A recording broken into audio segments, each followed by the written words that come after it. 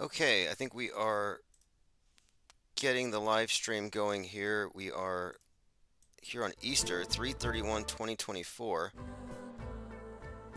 I think this is an important day. Oh yeah, that's right. It's the anniversary of Nipsey Hussle's death, the anniversary of Brandon Lee's death, and among other things, today we're going to talk about is this. There's, as we speak, a man on fire at the Union Station. Currently, police and emergency services are responding to reports after they got a call from an Amtrak worker saying that an individual has set himself on fire at Union Station, bursting into flames beneath the Freedom Bell in Washington, D.C. So let's just do a little bit of a background on the Burning Man situation. From 1986 to 2019, there were 33 consecutive Burning Mans to take place in Black Rock City, Nevada. At the final Burning Man, and this is in 2019, a 33-year-old was found dead. Coincidental 33rd Burning Man. It was canceled in 2020. Although on that date in 2020, Ye did a performance called Donde in which he set himself on fire.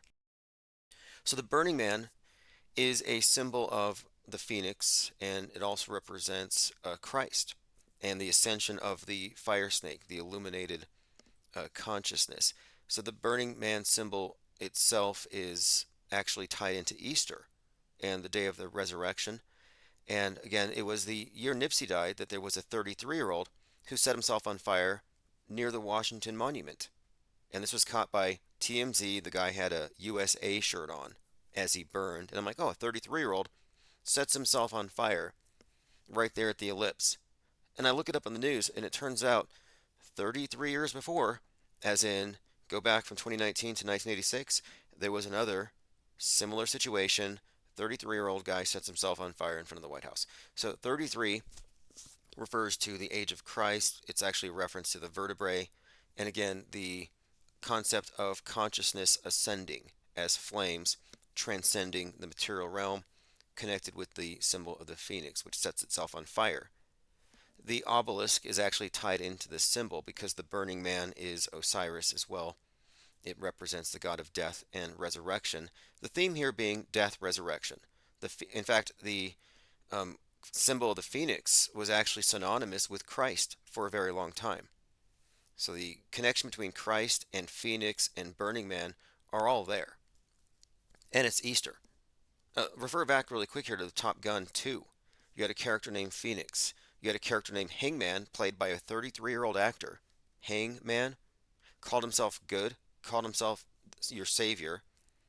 Every character in that movie was kind of reiterating, even Rooster. Rooster, like the Phoenix, is another symbol of Christ. So I'm just pointing out here that the obelisk, the burning man, Christ, these things are all correlated with Easter and with these ritual immolations. There at Black Rock, very significantly named, the 33-year-old dying, and then these twin 33-year-olds there at DC, and now this third one. And back in the fall of 2023, there was a 33-year-old who jumped into the 9/11 memorial wishing well thing, or whatever that is. So just a little backdrop to what's happening right now currently. Union Station, a man bursts into flames beneath the Freedom Bell. So there's got to be some significance to it. As this situation continues to unfold, the condition of the man remains unknown, and authorities are actively investigating the incident. Now, in my opinion, this is special effects until proven real. I don't think the guy with the USA shirt who set himself on fire was actually on fire. We've looked at similar special effects, that would show someone burning, and it's fakeable 100%. DC fire officials have announced and investigated the scene, confirming. Okay, there's an update here. We'll get to that momentarily. Let me go and see who's in chat. Just seems like perfectly timed for the season. We are joined by Diana South, Lesko, Frank Mirrorverse History. Lesko said had a fantastic Easter brunch. Kevin Mooring is here. Ted Stryker, always good to get alerts. Yep. Elephant Tusk says, isn't Easter related to the Order of the Eastern Star? Well, the Eastern Star is the female Masons. Although I think males can join the Eastern Star, just as it's not fair actually if you look at how their system is stacked. I mean, maybe it's a misconception because you do have lodges that are female, but it's just not very well known. But it is interesting when you look at some of the divisions. It seems like I think they're even segregated at this point. You got the Prince Hall and the regular ones, you have the Rainbow Girls and the Demolay. So speaking of Burning Man, the youth group for the Masons, the Demolay, is it's about Jacques Demolay, who was burned at the stake for kissing the devil on the rump, worshiping Baphomet. What else? They convicted these Templars of all kinds of bad things. Probably fake, or maybe not fake. I mean, I tend to think not fake, but I don't think they were literally burned at the stake. I think it's all just symbolism. Because what happens, they go underground, they're disbanded 1312, and then they come back in 1717. And the symbol of the phoenix, the obelisk, it's all pretty much tied up within the whole Masonic body of symbolism anyway. It's part of their lore. Let's see here. Dominic Spiato says, "Good evening to all. I'll be calling tonight about being gang stalked. Just don't give away your location." Elephant Tusk says, "The Wicker Man." Exactly, the Wicker Man. I think there's a correlation between the Wicker Man, the Burning Man, and even the ceremony they do out there in the redwoods, the Bohemian Grove. I think Ryan Garcia, the boxer, is a liar. You know, right now he's doubling down, but he won't name names. The guy who's like, me too," at Bohemian Grove, and then nobody believes him, and it's because he's not giving away any evidence. But these are all similar rituals. There's one they do here locally that is very similar to the cremation of care. They burn this effigy of what they call Old Man Gloom, and you write down your complaints, bad things that happened, and you put it in the bonfire and it burns along with him, similar to the cremation of care, where the establishment Republican types go out there into the woods and they put all their worries aside for like a week. And I was doing some research into this matter, and the local one, the Old Man Gloom in Santa Fe, is based on some ceremony of burning an effigy of Judas. So this is all connected here because the idea of burning Judas for betraying Jesus is actually tied into Easter. And then, of course, this is the Burning Man. So here's the image. It's called Zozobra, and this is the Burning Man they do in Santa Fe. And it's this red-headed giant. I've seen it once, and it's pretty spectacular. It's a very entertaining thing, but they leave all these things around the base that represent the problems one had throughout the year, complaints. Now, I looked into the origin of it though, and the event goes back to something else that has to do with, again, the burning of Judas that takes place on Holy Saturdays. Okay, here we go. The burning of Judas was an Easter time ritual originating in European communities where an effigy of Judas Iscariot is burned, sometimes flogged, hanged, exploded with fireworks. That's what they do here. But my point of it is, this is an Easter custom, a burning man on Easter. So that's kind of why this whole thing kind of piqued my interest when I see somebody burning at the train station. It's like it's actually probably normal, it's some kind of seasonal observance. All right, we are joined by Garrett Summers. Kevin Mooring says Alice in Chains rooster. Yes, yes, the rooster and Christ, same thing. Announces the sun. That's the meaning. The phoenix was synonymous with Christ for a long time. It's all really fascinating when you dig into it. Joined by Symbia. Dominic says nothing funny about being gang stalked. No, I've been stalked. I have documentation, and I have a program that I actually gave once as a seminar on Zoom on counter stalking. And in my opinion, stalkers are going outside of law. Law won't stop them. Restraining orders won't stop them. Nobody will believe you, and you will be gaslit by yourself into insanity unless you counter stalk. Because I find that once you dox them, they're usually not too keen on making you mad anymore. And I've doxed many stalkers. In fact, I have a record. One of them, I'm not going to name because I got sued for $642,000. But I doxed him in 17 minutes. I told him, I said, look, I'm busy right now, but if you don't delete this stuff, I'll be doxing you and I'll share your information with the 350 people that you harassed. And he, of course, didn't relent. And so when I finally took the time to focus on him 17 minutes later, we knew who he was.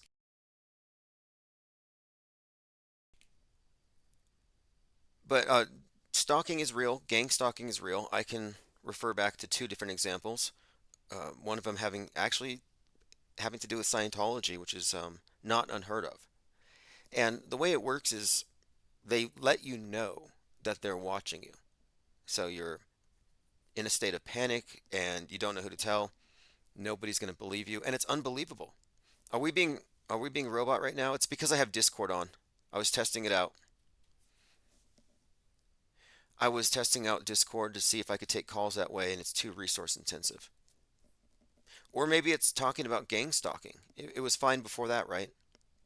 We start talking about gang stalking and Scientology, and our stuff starts getting targeted by gremlins. And it's got to be gremlins because stalkers don't exist. No, hackers don't exist.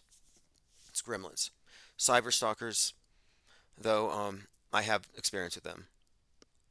I have experience with real life stalkers, cyber stalkers, and there are other phenomenon as well that are just, mob psychology. Celebrities have to live with that. The mob is intimidating. But I certainly wouldn't say it's not happening without evidence. But there is also such a thing as superstition and confirmation bias. And there's this interesting book by I think it's Robert Anton Wilson. Someone had referenced the other night where he's talking about this notion of proving yourself right is just kind of built into your operating system as a human being. So he says, what the thinker thinks, the prover proves. And as a thought experiment, he said, convince yourself for the moment that you're being stalked. And for the next week, write down evidence. And over the next week, you'll find, oh, look, they're working on the telephone lines nearby. Hey, there's a white van across the street. Hey, someone's looking at me. And it's happened 3 times. Like you might pick up on things that piece together a story that confirm to you that you are being actually stalked. Not hard to do.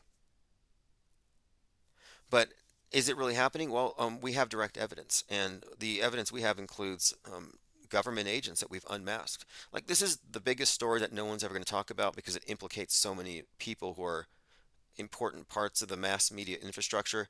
The agent that we doxed, one of our channel stalkers, is BFFs with a number of important people in this media ecosystem. People like Jack Posobiec, Alex Jones, Joe Rogan, Eddie Bravo, people in the MMA circuit all know this person on a first name basis. Works for Donald Trump, known to Ivanka and Donald, stays at the towers, the Trump towers. So we're talking about it again, and we are being robotized, our voice. So it looks like we're having issues. Now, it can't be the Discord. I turned that off. Maybe we need to change the subject. Elephant Tusk says, Tim, it would be interesting if you decoded more video games. I feel like there's a lot of truth in this form of entertainment. Yeah, I would say video games are a prime place of focus for the PSYOP entertainment complex. Like that is one place where they focus almost all of their efforts because it's so immersive. Modern Warfare 3 comes out. First, okay, just a side note, a number of people say the audio is perfect. If it sounds good to some of you, it's probably good for the recording. So it's probably no big deal. Well, let me get to my notes. I don't want to get too sidetracked. I mean, I just recorded a podcast on the subject of, look, it's interesting. It's probably only goofing with people who are being gang stalked or who have been. And I'll happily talk about the gang stalking. One of it involves, and people will find this hard to believe, and you should. You should find it hard to believe whenever somebody says something that is not attended by evidence that is an extraordinary claim. And I'm not making, well, I mean, I am making some extraordinary claims. I'm not making any claims I can't back up. However, I don't want to stretch people's credulity. I think we have to have a level of objectivity here. But when I refer to the Scientology gang stalking, I have a number of instances, and it's not just me, others have experienced the same. But it was specifically, I think, that kind of woke me up to how this phenomenon works. And I was already aware of cults and cult mind control, cult intimidation, and I also seen it, something I also experienced in other ways. But for the caller, if he wants to call in and talk about it, by all means. But it exists, it's a phenomenon. You could hire somebody, a private investigator, multiple investigators to follow someone. That's gang stalking. And it's admitted that Scientology has spent probably tens of millions of dollars stalking its enemies, stalking its opponents. In fact, one of them called me. I had the Church of Scientology called me a couple of years ago when well, a few years ago when I started this channel. And they told me they knew what I was doing. And I was like, that's ominous. And they laughed at me.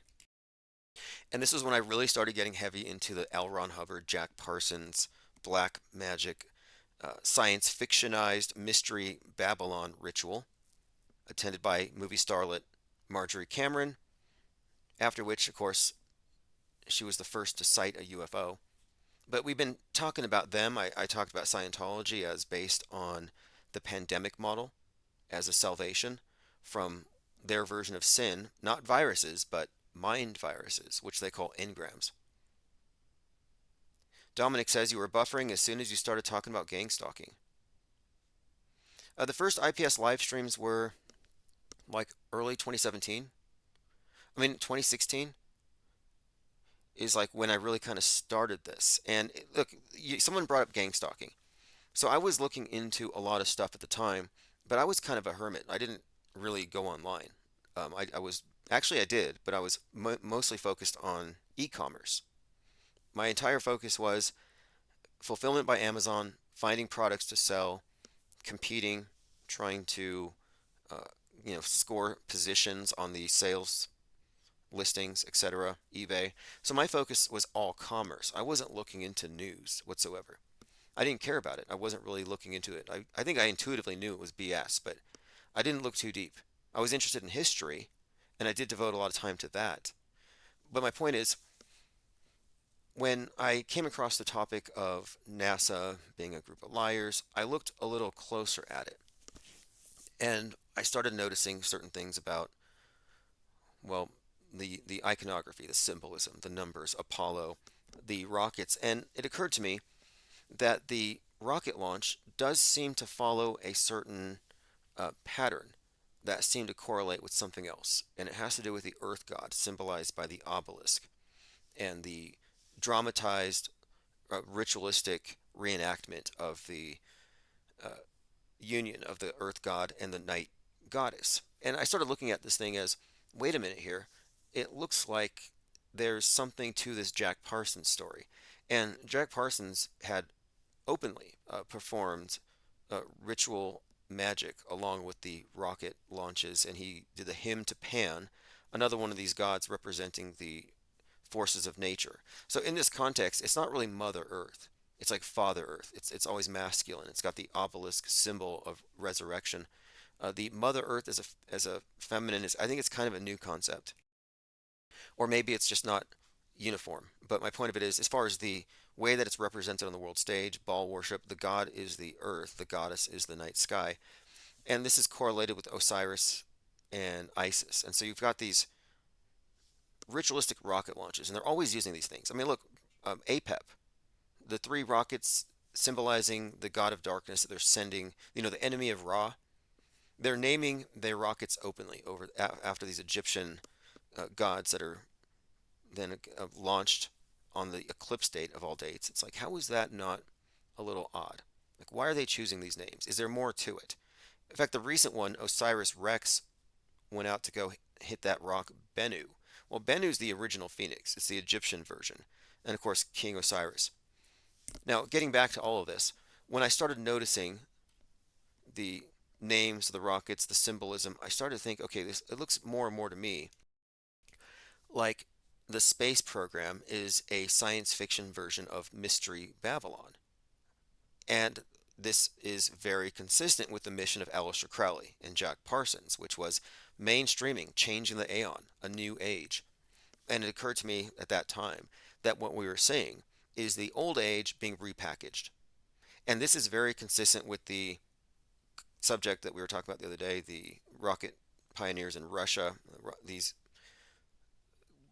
original concepts of outer space were always attached to New Ageism, Theosophy, and science fiction, weirdly. But they were openly espousing their goal of giving a scientific explanation for spiritual concepts. And that's where aliens comes into this. These are just angels repackaged. But getting back to this topic, so I started the live streams for IPS, and I first put out some videos about these rockets, and I started putting this information out there. And as soon as I put this information out, that NASA was likely the esoteric, I mean, behind the scenes, they were conducting the esoteric rites of Mystery Babylon under the cover of these spectacular launches.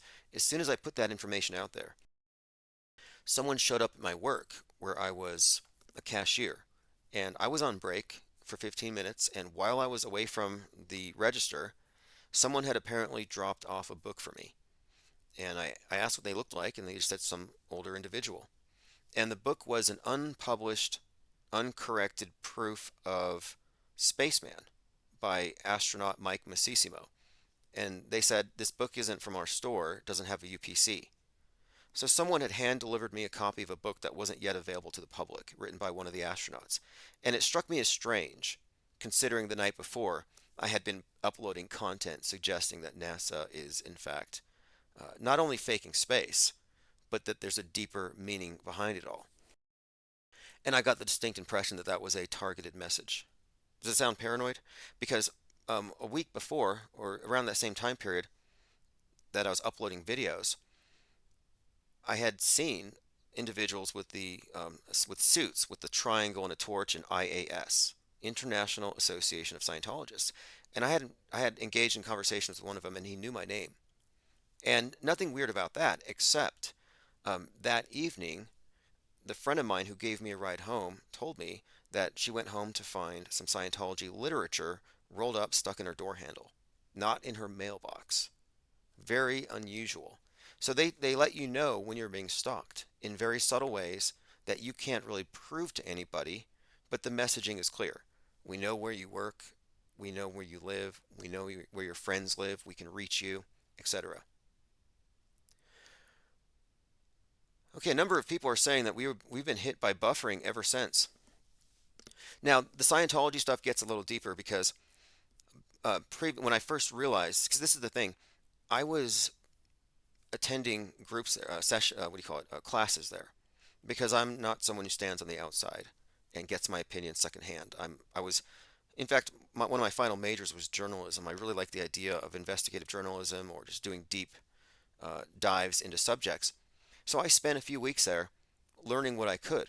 In fact, weirdly, I didn't know who he was at the time, but I was standing next to Dave Miscavige, and he had come through the local org after doing something in Mexico with something called Criminon, rehabilitating criminals with Scientology. I mean, really, when you look at the organization, they have really high aspirations and seemingly do good.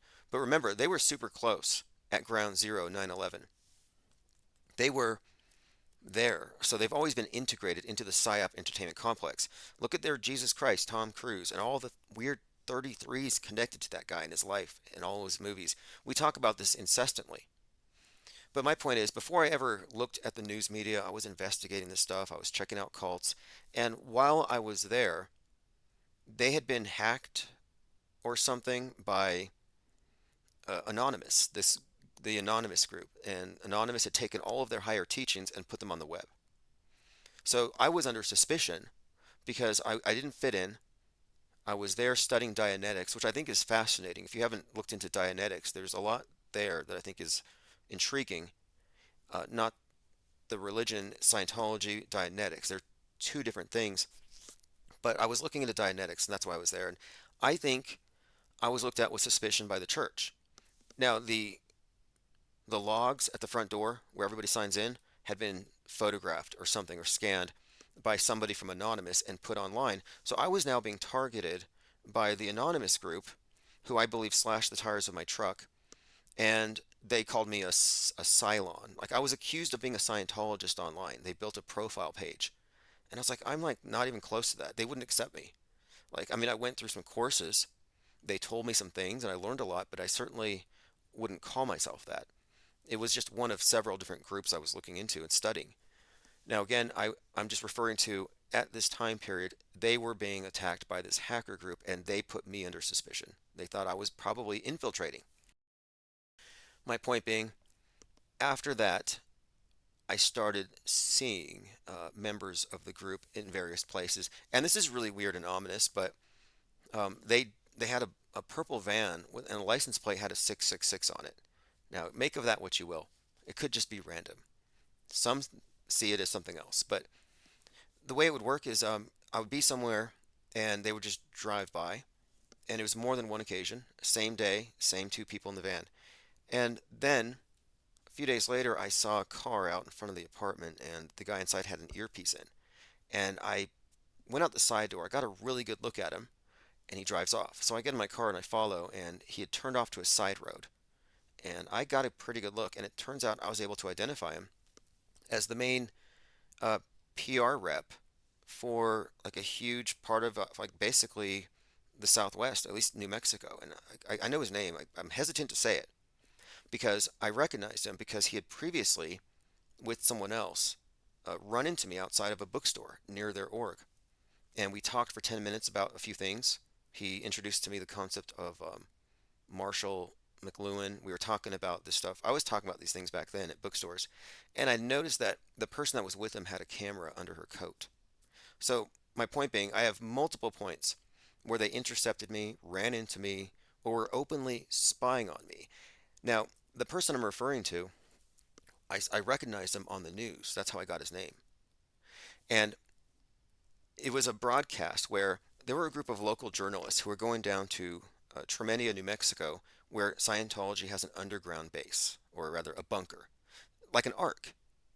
And they have all of their writings etched into titanium plates. So if there's a flood, people can go back down there and self-brainwash into Scientology and go save the world. It's a reset model. It's a quarantine model. And I've discussed this at length, but this particular incident was interesting because the news is going down there to this place to expose it, and they're reporting live and they're saying, yeah, we're not going to be able to, or they're not going to want us on. They denied us an interview, but we're just going to go anyway.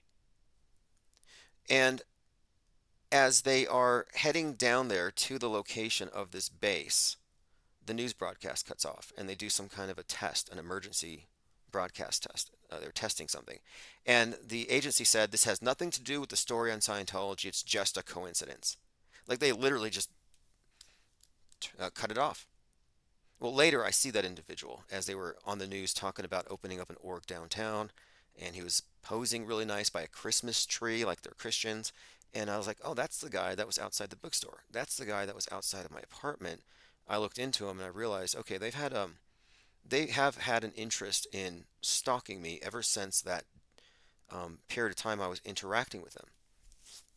So there is a an element there of truth, I think, a great deal of it to their paranoia, which all cults have. All right, let's continue. I got into this topic because somebody's going to call in about gang stalking. Let me open up my phones if you want to call in. Numbers on the screen. I have a follow-up anecdote about Masons, Freemasons, doing the same thing if anybody's interested. I know it's a lot.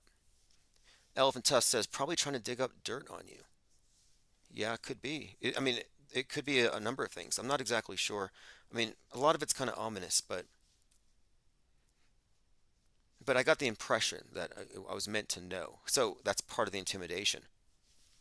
Like, I mean, for example, I was after the military, when I was in the military, I had met a lot of people who were part of the Masonic groups, and at the time I was really interested in, I was studying a lot of stuff, having kind of tangent to that, adjacent to it. In fact, I had a book by some Freemason C.S. Leadbeater or something, got someone's attention. and I had this conversation going, and I met some individuals who were part of it, and I managed to get some sponsors because you have to have two people sign you in. And I had been involved for a little bit of time with that, and I experienced something very similar to what I did with Scientology, which is what we would call, gang stalking, or I guess that's the best term for it. But I think that this is actually a staple part of many of these types of groups. Joined by CMG's 510, just hanging out here on Resurrection Day, talking about what was reported to be a Burning Man at Union Station. And then we started talking about gang stalking, and I was sharing a couple of anecdotes about Scientologists being creepy. And I was going to mention about the Freemasons at the Scottish Rite Temple messing with my car. What happened was my odometer cord had been severed, and my mileage was stuck on a 33. And I know it was an inside joke. And outside of my car, there was a bottle cap on the ground, a Smirnoff, with the black and white eagle, which is a direct reference to something inside the temple. But there are some overt and covert ways where I think you can convey to someone who's part of a group that they're always being watched. And that's an important part of it. It's intimidation, it's paranoia, it keeps people in line. And it sounds paranoid when you talk about it. For example, I've seen cult peer pressure and how it works and how they will get you to sacrifice your own interests for the group, etc. But there are some times where I was really questioning, did my did my timing loop really just snap on its own the night before I was supposed to leave to this event in Denver, or did somebody snap it? You know, when when you are looking at tampering, it's just impossible to disprove. All right, let's see here. Another thing too, when I was involved in the Blue Lodge in the very introduction level, I was at that time I was actually still going to bars and stuff, and I had actually met someone else who had just joined after me, and he came from another state.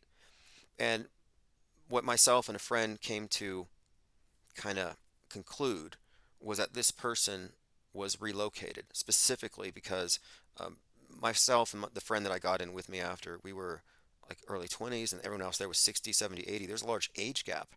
So they brought this person in order to infiltrate our circle and ask questions. So I did see a lot of what I determined later to be a type of spying, top-down spying, a lot of information going from the bottom to the top. Inks says gang stalking is designed to make you look crazy and slowly wear you down. Yeah, absolutely. And there's a fascinating manual on what they call J-Trigs, which is a an operation designed to discredit online dissidents or online uh, influencers. And a lot of these tactics are very similar. In fact, I think a lot of the resources that would go towards gang stalking somebody in quote real life could better be directed towards their online presence, because if you destroy somebody online, for a lot of people it can be devastating. People are, I don't think, capable of handling a lot of the stuff that comes at them in mass. If you anger the mob online, it's endless. Let's see what we're going on here. Elephant Tusk says, I bring it up because I was involved with one back in 1998, and they did some bizarre rituals. What are you referring to? What were you involved with? Now, where does the sound gang stalking, the term gang stalking come from? Is there a better term? It refers to a novel persecutory belief system. And this is probably why the term, I don't know if you would want to use this, it's almost associated with some kind of disorder. Sufferers. Like, I actually rather enjoy my gang stalking. I am not feeling at all like I'm a victim. They believe they're being followed, watched, harassed by a vast network of people in their community who've been recruited as complicit perps. Well, what if it's true? What if we've doxed some of them? These are frequently diagnosed as mentally ill, although they reject this formulation. I seem to recall reading some articles about weaponized psychiatry in the Soviet Union where dissidents could be messed with in this way, And then when they talk about their symptoms, oh, they're diagnosable, and now you can remove them. Those affected by this belief system self identify as TIs. Now, I don't identify as a TI. We need to have like a TI awareness day. If you're a targeted individual, we'll have to have a day where you can openly talk about it. They seek to prove the veracity of their persecution and dispute the notion they are mentally ill by posting videos that purport to provide evidence of their claims. Okay. I can see why this would be problematic. And this article itself describes it as a persecutory belief system. And what I'm describing is a methodology by cults used to intimidate its own members. And I'm only describing it as I've experienced it. But are there TIs? Are there a list of people who are being targeted? I think you can become targeted for various reasons. I mean, it's not a stretch. However, I would caution anybody against thinking that they would be unless they had a reason. And yeah, this is where it's at. There's a lot of fake TIs. Yeah, I think so too. I think that they can probably use this perceived victimhood to gain a following or something like that. The fact they're called a TI, yeah, that's interesting. Keywords: psychosis, delusion, schizophrenia, YouTube, mental health. Yeah, this looks pretty bad. So what are we talking about here then with what I'm describing? Cult dynamics and of course the nature of a lot of cults and political cults. I mean, look at what they do at America First. Like, you don't get into Nick Fuentes' inner circle unless you send his BFF Ollie Alexander nude photos, basically. Like, that's very culty, and that's so they all have a hold on one another. That's definitely the case where everybody there is essentially targeted by everybody else. Targeted individuals of electronic harassment. Yeah, see, I don't really get into the realm where people are like the 5G towers are making my head buzz or the microwave is talking to me. The instant people get into that, they're in a whole other realm. I'm mostly interested in media mind control and controlled opposition agents who are there to gaslight. And in a way, there is a bit of collective gang stalking, or at least organizing, where people in the cult self regulate by forming these barriers against anybody drifting. Duis Impera says breaking away from the herd by definition puts a target on one's back. Yeah, I might have put a target on my back in a few places, but I'm not really worried or intimidated by it. I'm fascinated by other people's accounts.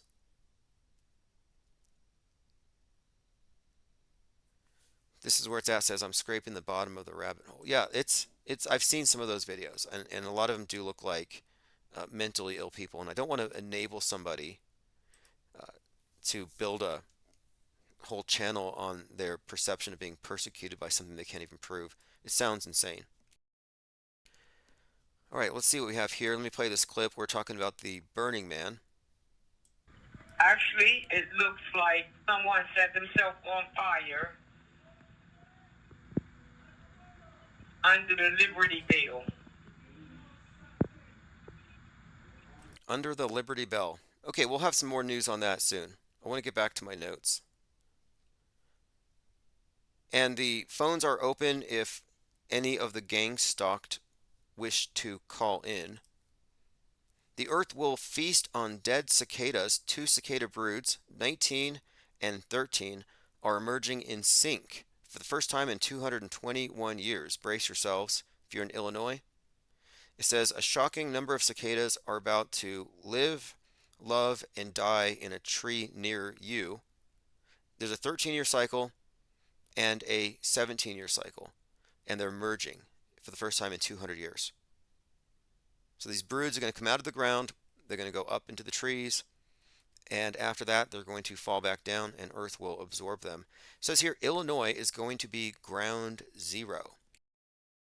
That's the reason why this story stood out to me. It's a rare event. Cicadas have had some kind of significance to the whole pre-Q online alternate reality game space.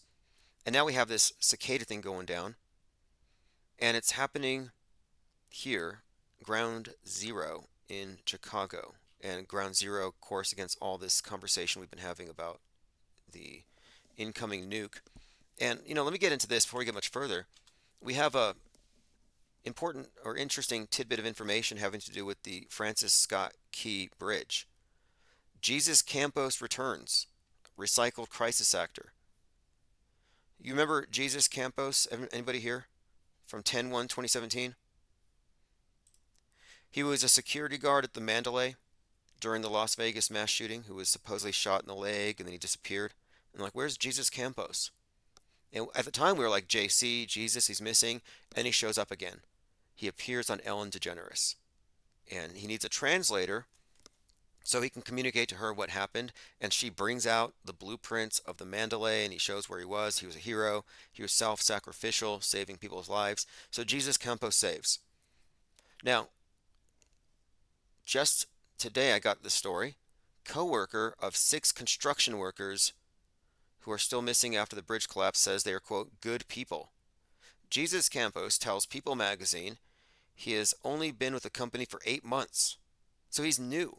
He's new there. And the missing coworkers have worked there for a, quote, long time. Now, is this the same person? You're looking at 2017, 2024. Is this someone aged appropriately, grew a beard, wearing a hat? Both need translators. We have JC and his mysterious disappearance and reemergence.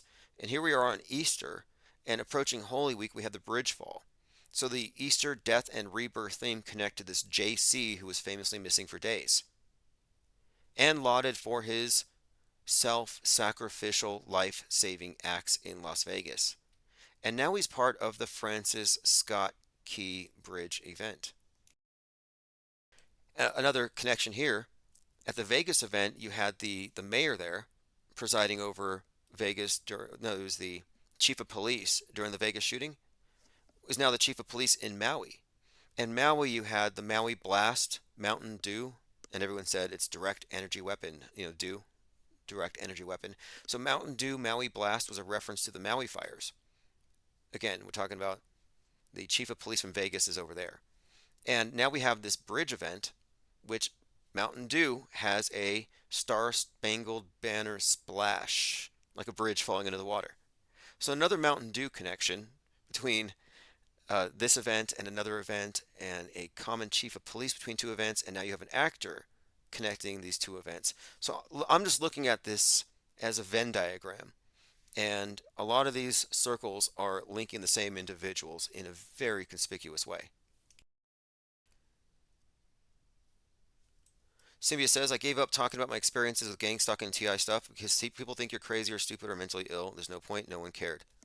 Yeah, that's part of it.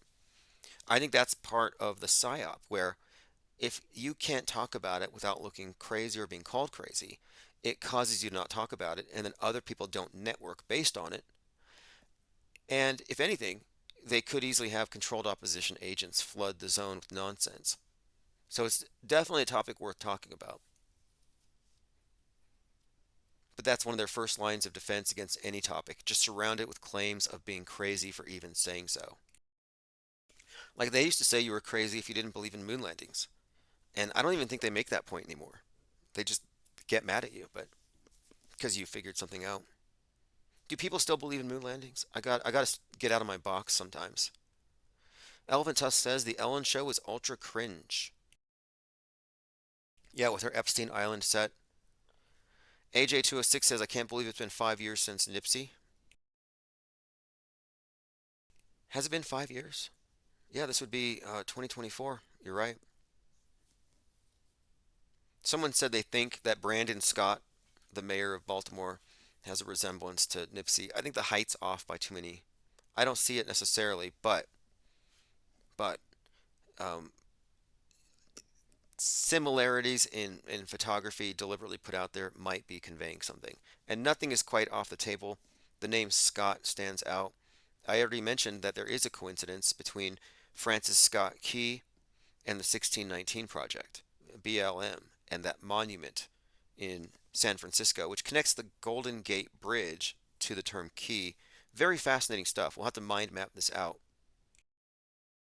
Another story right now is that FBI agents are visiting people who put F Joe Biden on their Facebook pages. I don't use Facebook. I, as far as I know, it's mostly MAGAs using it, but maybe that's just me. But a lot of people are reporting this, and I'm calling it out as fake. I think it's totally fake, and I've seen a few articles. I think they're doing it to hype up the right that they're being persecuted like Trump so that they will become activated. Demetria 101 says, my aunt libeled me to multiple government agencies to remove my grandfather from his house and sell it. I got the emails. Dewis in Paris says, do you guys, gals, feel you've been protected to the same degree that you've been targeted? Hmm. Interesting question. Well, I'm not dead. Interesting question. I've never felt paranoid, although when I first started live streaming, there were a number of people who were telling me that I should be. There was one in particular who kept saying, it's very courageous. I'm like, there's nothing courageous about publishing online or talking online. But I think truthers in general have been conditioned to think that there are black helicopters that will come stalk you if you dig too deep. They've always attached paranoia to this, probably to prevent people from getting too curious. This is where it's asked, is barbecue in Haiti is kind of hoaxy? Well, you have barbecue in Haiti, barbecue in Russia. We have the guy forced to eat his own ear. We're talking about human barbecue. We have the guy in Los Angeles eating the leg off the guy who was hit by a train. There's a lot of this cannibalism going around. Now the barbecue in Haiti thing, that guy has a Freemason necklace. So I'm thinking it's all a hoax. And the only video I could find was a man being spit roasted in front of a restaurant. But it was actually a Halloween prop, and it was from years ago, and it was in Africa, not Haiti. So I haven't seen any evidence of cannibalism. This is where it's at. It says never sue billion-dollar corporations. Targeted individual world. Oh yeah, okay, okay, that's a good point too. Now I sued Google. Well, I'm suing Google, and we're gonna have a nice chat in Redwood City, California, in May. What's that gonna result in? I don't know. Hopefully we get a court date. Or at the very worst, just one little step will be thrown my way, just another obstacle, minor obstacle, but it's a sure thing if you ask me. Facts are on my side. Facts that have been recognized by the Superior Court of California, San Mateo County, by that judge. I mean, the evidence is the evidence. It's just a matter of process, which I've had to kind of learn this process step by step through error, trial and error, and they try to make it expensive for you. But ever since I filed that suit and it's progressed, things have improved. In other words, I have my main YouTube channel has been monetized, and my second one is under review to be monetized. I'm not really quite sure how that works, but my point of it is, then Spotify contacts me, and they gave me back my channel. So I thought, what's going on here? Goldfinch had stolen that by pretending to be me. So it seems like maybe things are already unraveling. Their attempts to stifle this channel. Nicotrauma says, I used to believe the controllers took people behind the woodsheds who said too much, not anymore. They are deceivers, not murderers. Les Luthor. Right, right. That's. I think that's most likely the case. They assassinate characters rather than people. They don't have to burn you at the stake. They just have to burn you online, and it has the same effect. And I don't think they're ever going to change that. This is where it's at. It says targeted individual life crazy, not worth talking about. Hmm. There may be other elements too, though. I was having this conversation with someone this morning, and I drew a blank because I think I got too far out there. Because I was suggesting something about MK Ultra. So I was listening to some podcasts describing how certain types of personalities emerge. Sociopaths, for example. What creates certain um, deviations in personality, and one of the podcasts I was listening to was talking about how a person who is severely narcissistic, for example, easily could have had some deprivation, some trauma at a young age that destroyed their sense of self, fragmented it. So then their new false self, which is what they then become fixated on, is meant to replace that, and it becomes this uh, more or less a facade, but it's also unbound by empathy, and it it's self-maintenance and everything has to feed it. And it describes how this thing is created, but fundamentally it's this trauma thing.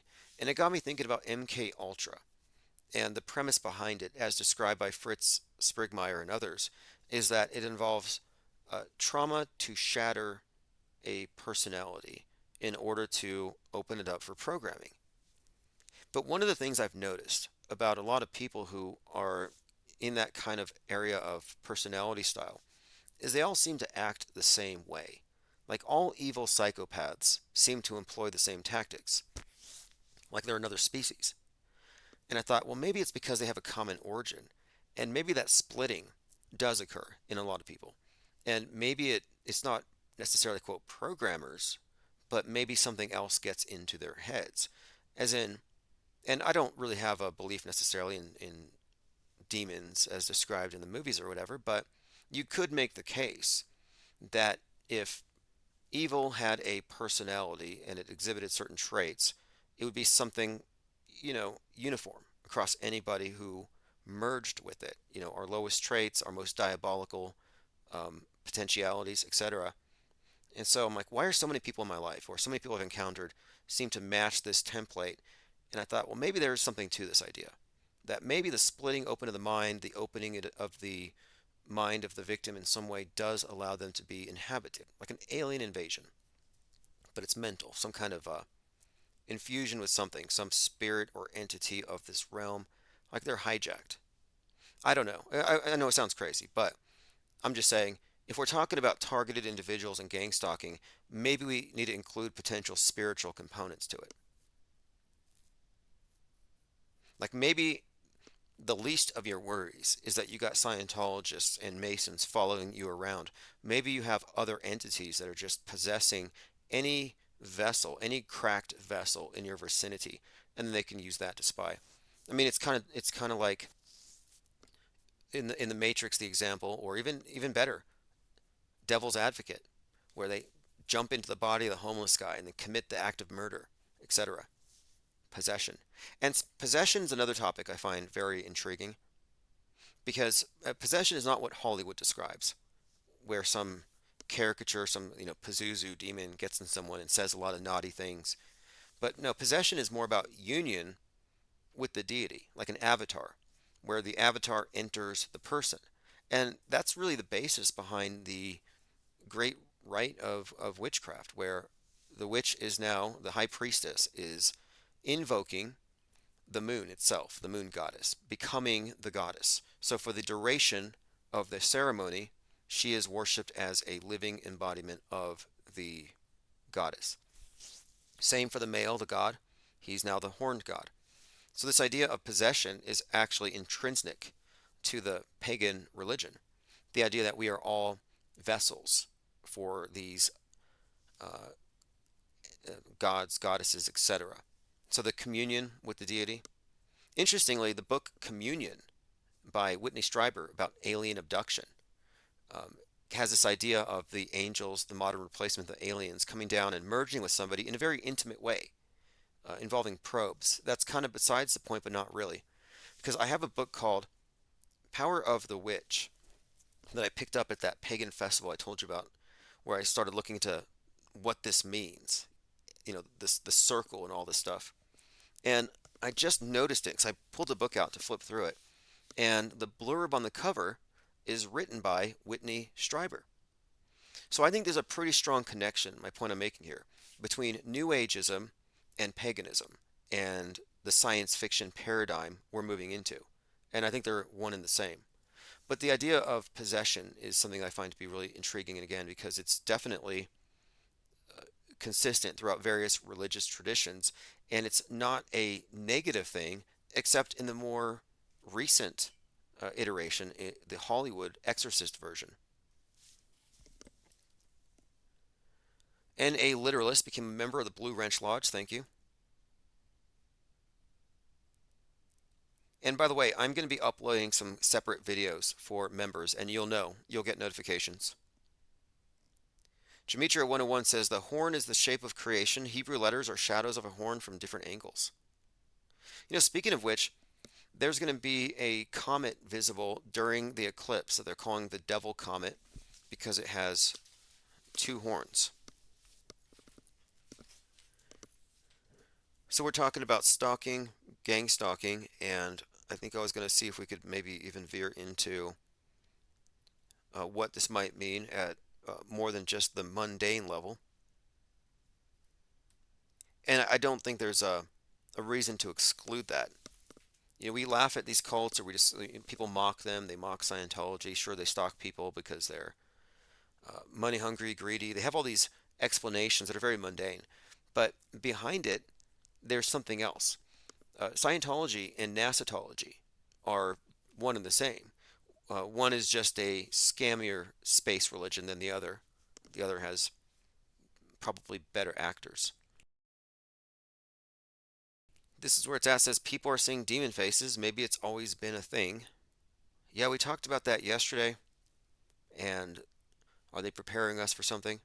Speaking of, I saw this, and I saw it on Twitter. I'll pull this up. There's a basketball game where the camera is panning over the audience and using a filter to make it look like they're all crying.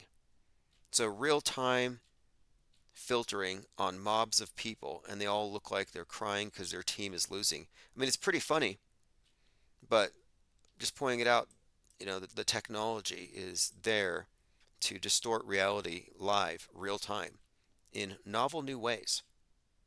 And most people just get their information in bytes, and their memories are like that of a goldfish. So a lot of people will probably remember for the rest of their lives the other team crying. Okay, let's see here. I'm going through comments. Oh, look at this. In the movie Leave the World Behind, there is an X above Archie, the boy who's sleeping, that matches the eclipse X. And it's the sun that's lighting it very prominently. But what I think is interesting about this particular thing is there's a scene in the movie where the father says he could sleep through an atomic bomb. He quite literally says that he could sleep through an atomic bomb, and he's wearing a Bikini Kill shirt. Bikini Kill, of course, connects to the idea of Bikini Island, atom bomb tests, etc., and also to feminism, Barbieheimer. It's all super integrated. We talk about predictive programming, the Obamas, their political messaging, and how it connects with the news, but it's also, I think, worth looking at how Leave the World Behind connects with Oppenheimer, connects with Barbie and the whole Barbieheimer complex, because these things were released simultaneously on purpose. And it even connects to Godzilla and the upcoming Godzilla X. Well, actually, it just came out. I'll probably have to go watch it and review it.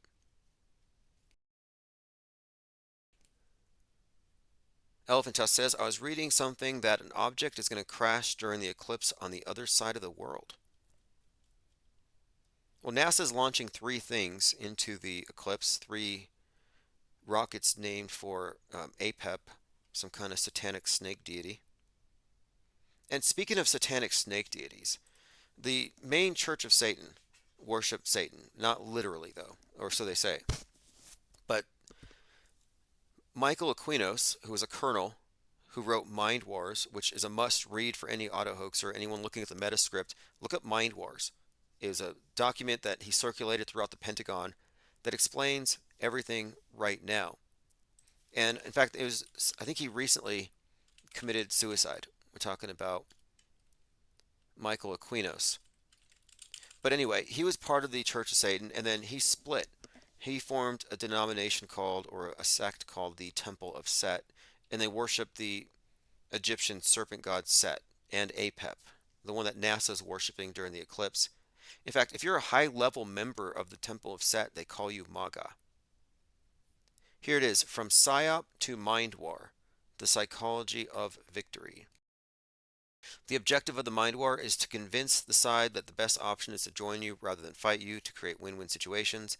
He even gets into, of course, what we're talking about, winning through non-destructive means, mind war.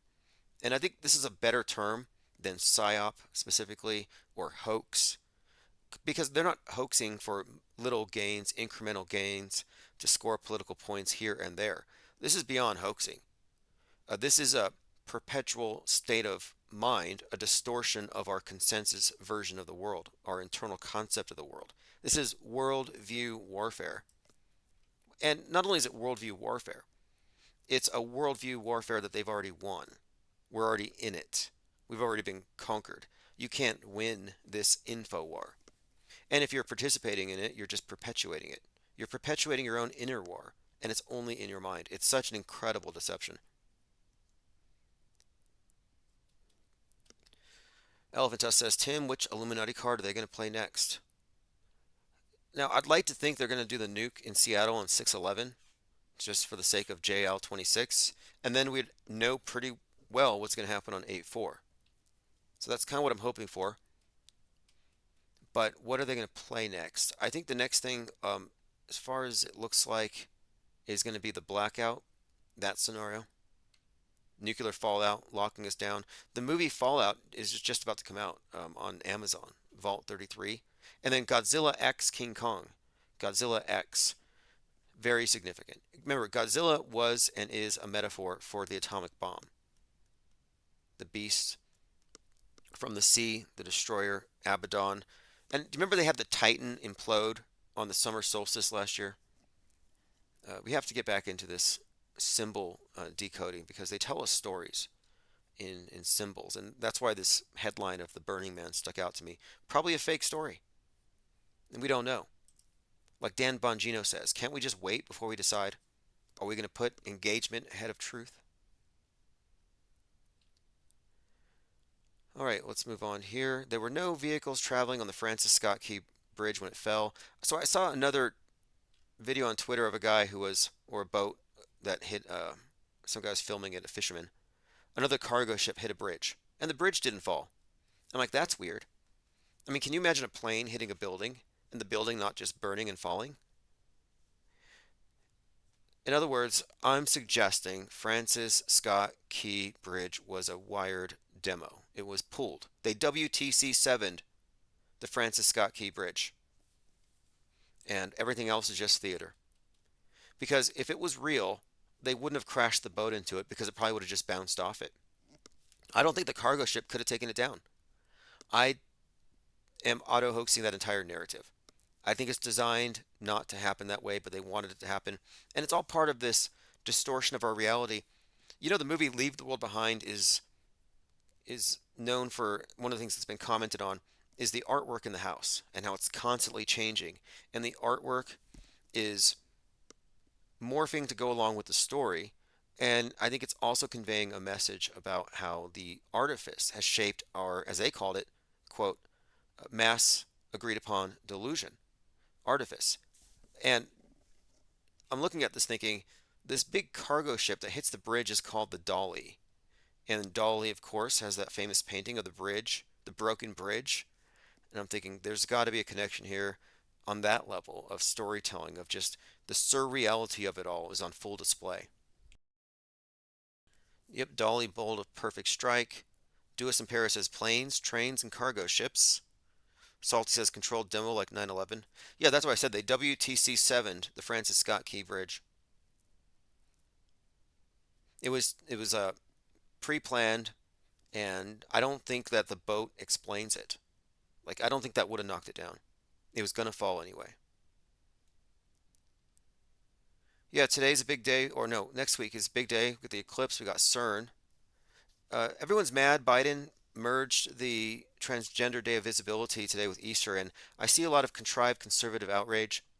As far as the color schemes go, I don't think it's a conflict of interest, but it's also genius politically to have everybody celebrating the same day. We can all play in the same sandbox. Very one worldy. But it's like a declaration of war to the Christian nationalists who claim that they're under attack. And this is a building narrative. That's why all the latest shootings have been targeting right wing institutions, Christian schools, country music concerts, and the shooters are bringing along manifestos. You had that shooter over at Covenant who was against patriarchy, against white privilege, and was also a trans shooter. So they said this is also part of that ideology. And this is against the backdrop of Target, where they had the rainbow colored clothes, and one of them was, or one of the designers had also designed a Baphomet. So this is culture war stuff. Nothing new. This year, like last year, Trump's pretending to be Jesus. He's even selling a Bible with an American flag on it. And he retweeted an article that said the crucifixion of Donald Trump. Like, I would be impressed if he did this.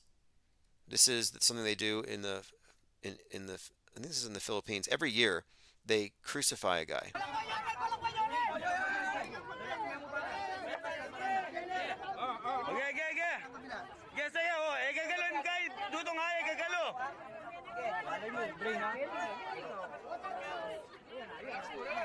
Yep, a man playing the role of Jesus in the Philippines. I better move that, even though we know it's voluntary and all that, and it's body modification. I don't want to be flagged for violence, but he literally gets nailed to the cross, and they stand it up, and he's going to hang here for I think only a day.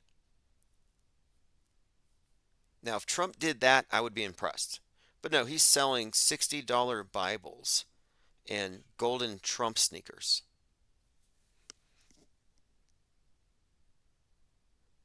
All right, let's see what else we have here. Lean Dion says CERN stuff coming with the Eclipse Netflix show. Three Body Problem has a heavy focus on CERN. Okay, I'm gonna have to watch that. I was wondering what am I gonna watch next because I'm always watching stuff for its predictive programming value. I'll take a look at that Three Body Problem. It stars that is it John Hadley, the actor who was in Moonfall, and Moonfall again, very important movie preparing us for whatever they're going to do that has to do with the sky falling, whether it's going to be I don't know. I think there might even be something with SpaceX, or rather Starlink satellites being shot down. John Bradley is in Three Body Problem. He was in Moonfall too, and an interesting character because he played the sacrificial scientist, and he happens to be a 33-year-old actor at the time. But these movies are all preparing us, preparing our frame of reference, sowing the seeds. And if you've kept up with Netflix in the last few years, you have everything in your imagination that will align you with whatever they put on the news that has to do with space wars, space stations falling. Like there's a lot of stuff we're being prepared for. In fact, the space station movie came out on 119 called ISS. Lean Dion says the stressed and anxious scientists are popping pills. Okay, I'm glad you brought that up because the actor I just mentioned in Moonfall, he is warning the world that the moon's going to fall, and nobody believes him. He's agoraphobic, and he has to take pills to go outside because if you knew what he knew, this scientist, you would also be stressed out and agoraphobic. And his character looks like he hasn't slept in a few days. He has a kind of an unshaven look to him, disheveled. He looks exactly like the scientist lead character in Don't Look Up, which has the same theme, except instead of the moon falling, it's a space iceberg, a comet. And the main character is Leonardo DiCaprio. So the Leonardo DiCaprio character looks exactly like the character from Moonfall. Both of them are these scientists warning the world that the sky is falling. And in Don't Look Up, the character is also taking a lot of pills. So they've made this correlation between angst ridden scientists and the incoming disaster from above. Don't look up. And what's going to happen on 4/8? Everybody's going to be looking up, and that's part of this theme. Wee says, Golden Trump sneakers. I need a pair of those. Do you remember when people would walk around with MAGA hats in the wrong neighborhoods? Like, I would be scared to wear Golden Trump sneakers in certain places, but carry the $60 Bible. That would protect you.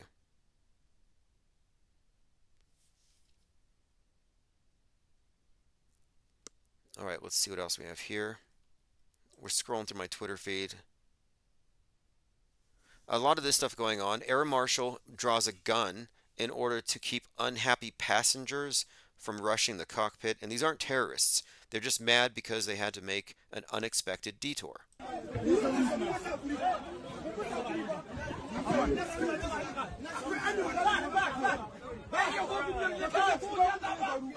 It's like 30 people screaming that MFer isn't real, all at the same time. Pretty bad. A lot of this stuff is going on, though. A lot of stuff with the airplanes, which last year it was all about train derailments. And there was some politician, who was it, who just said that it's time to nuke Gaza. It was the Michigan GOP congressman, Tim Walberg. Okay, here it is. This is big. So last year we're talking about White Noise, terrible movie on Netflix, train derailment in Ohio, big mushroom cloud, toxic airborne event, internet blackout, etc. A few weeks later, there is a train derailment in East Palestine, Ohio, which creates a mushroom cloud just like the movie. The mainstream media says it's an eerie coincidence that the derailment in East Palestine looks exactly like the Netflix movie. InfoWars said it's predictive programming because the dark occultists need to tell us before they do it. And I was like, no, this is just predictive programming because this is an agenda and they're building a narrative. And there's got to be some more clues here. And as we dug into this obvious fake story, we learned that many of the extras from White Noise were evacuated from their homes in East Palestine. So they were extras and now they're crisis actors for some fake event. Now, my point of it is this is in East Palestine, Ohio. So Palestine stood out to me. And this is last year. This is, before 10/7. And I'm thinking mushroom cloud, Palestine, nuking Gaza. It's probably included in this narrative somehow. Then I learned that Ohio, the state slogan for Ohio, and it's been this since I think 1984, is the heart of it all. And that got me thinking. Ohio, the heart of it all, Palestine, Israel. You could look at Israel as the heart of a nation if Ohio could be described as the heart of a nation in this sense. So the train derailment and the mushroom cloud in this region and the name Palestine could be foreshadowing about something happening out there with Israel and Gaza. That was my take on it when White Noise came out. So now we have, fast forward after 10/7, and we have a Michigan congressman suggesting that Israel should nuke Gaza with a nuclear bomb. And in fact, he stands by his belief. It's a resurfaced clip. He's like, get over it. Jordy Rose was talking about that scenario, says IFEPA 73. Elephant Tusk says, we live inside two dream worlds, two sides of the same coin. Your nightly dreams are solely yours. Your waking life is a dream. You interact via a time delay. Always be hyper aware of your thoughts. Yes, I agree with that. And I think it's also important to be aware of the fact that you're always being programmed, especially if you're not paying attention. This is why they have this term, attention economy. They really want you to pay attention to them. And I emphasize the word pay. You're not getting anything from it for the most part. I'm studying. I'm not reacting. I am responding and observing. We are not paranoid conspiracy theorists here. We are, if anything, veteran media critics. You might even say jaded, but you're not going to get away with calling us paranoid. It just doesn't make any sense. It doesn't apply. In fact, this is the antidote to paranoia. We're telling you these are things not to be paranoid about. And to call us paranoid and not look at the mainstream mediated public as fraught with all sorts of superstitions and paranoias is just to be not only just guilty of projecting, but just having no insight at all. It's typical, though. It's condescending. It's very condescending to say, oh, you're paranoid. You see connections in the news. No, no, you're paranoid because the fake news convinced you that you could be blown up at any moment if some world leader gets mad. You could be made to believe in anything because your mind is putty. Doesn't matter how smart you are, how educated you are. It's really not about that. It's about the fact that you were born into a cult, and it's not your fault. But getting out, uneffing your mind, stepping out of the box is your responsibility. No one can do it for you. And the people who claim they can help you and they can give you some red pills and help you transition into the truth, yeah, they're leading you deeper into the box. Elephant Tusk says the nightly dreams are simulations run by Saturn. Fascinating. You can't deny the prominence of Saturn, Moloch, the black cube, whatever you want to call the material realm, however they identify it, Osiris, CERN. Cernunnos is a reference to the earth god, the generative power of nature, the active principle of it. It's all there, but it all ultimately has to do with the god of cycles, of death and rebirth. The god of recycling, in fact. Mizell says, seems like it, sim run at night. Well, we use the term scripts and programming quite a lot here. Okay, here's what I'll say. I mean, I was actually recording a podcast earlier, and the topic was synchronicity.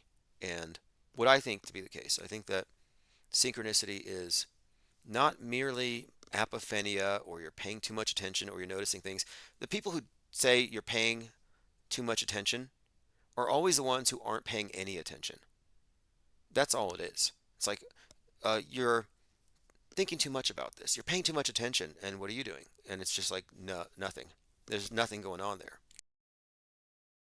But I was thinking about the concept of synchronicity and co-creation, and if any of this is true, then it would also be true that the majority of mankind are entrained into projecting the same future, and we're all going like on the same path. And I think that this is based on the meta scripts, the big scripts, the big program. And I think this big program is designed to keep things linear and keep everyone in a big cycle, a never-ending cycle. And I think that's what the symbol of Saturn and the meaning of the reaper or father time and the sickle is all about. The beginning and the end of the cycle, the beginning of the next cycle, and the repetition. And the symbolism that we're constantly seeing would reinforce this.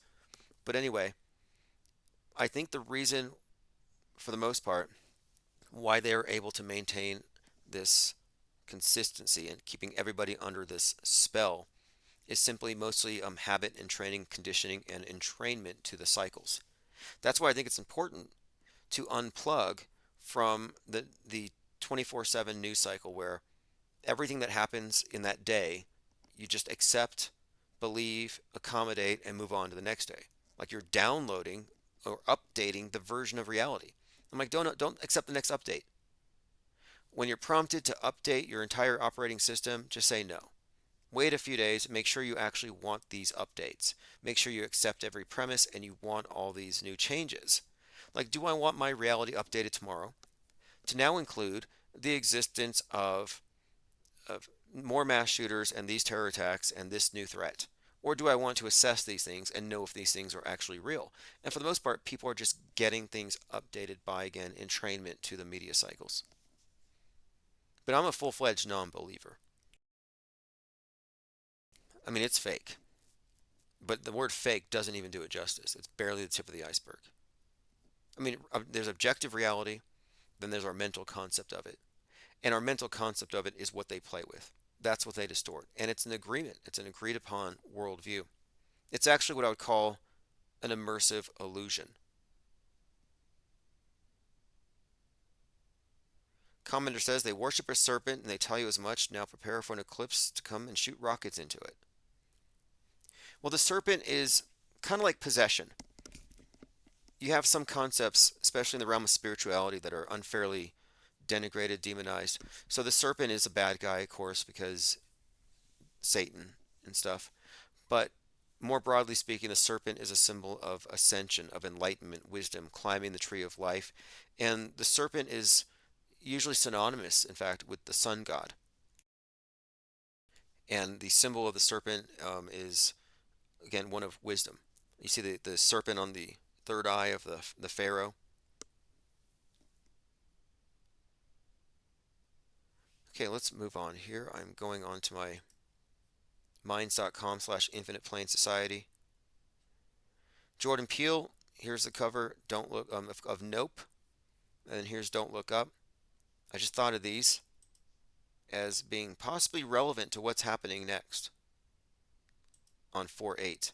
By the way, Mayor Brandon Scott's birthday is 4/8. So here again, Donald Trump, the crucifixion of Donald Trump, which they didn't do it today.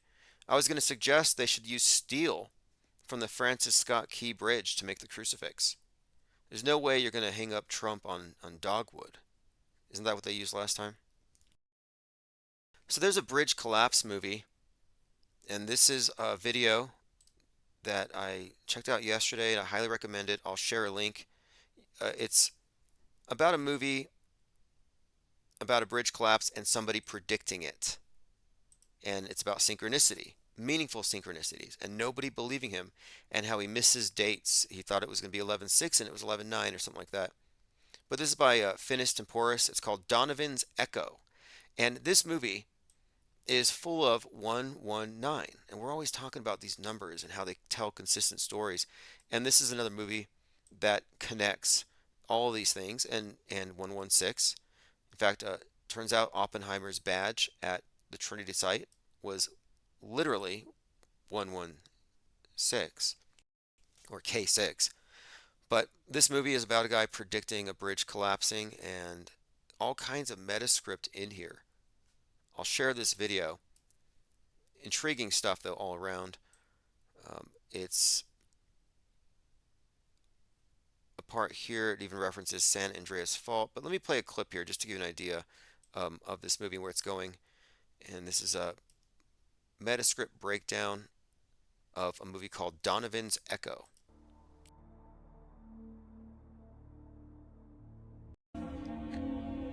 So the character's looking through his journals.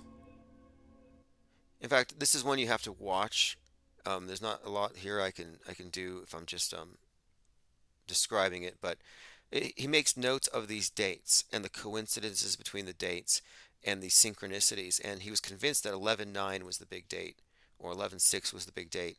And there are references in the movie that this video describes or demonstrates where the character mistakes a 6 for a 9 at his job.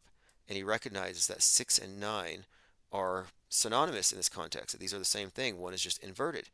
And this brings me to 9/11 because the 9/11 narrative has been about terrorists from the outside coming in and doing their damage, led by lead hijacker Mohammed Atta, like Muhammad attacks. Muhammad Atta, who was 33, and he was in the lead plane when it hit the building at 8:46.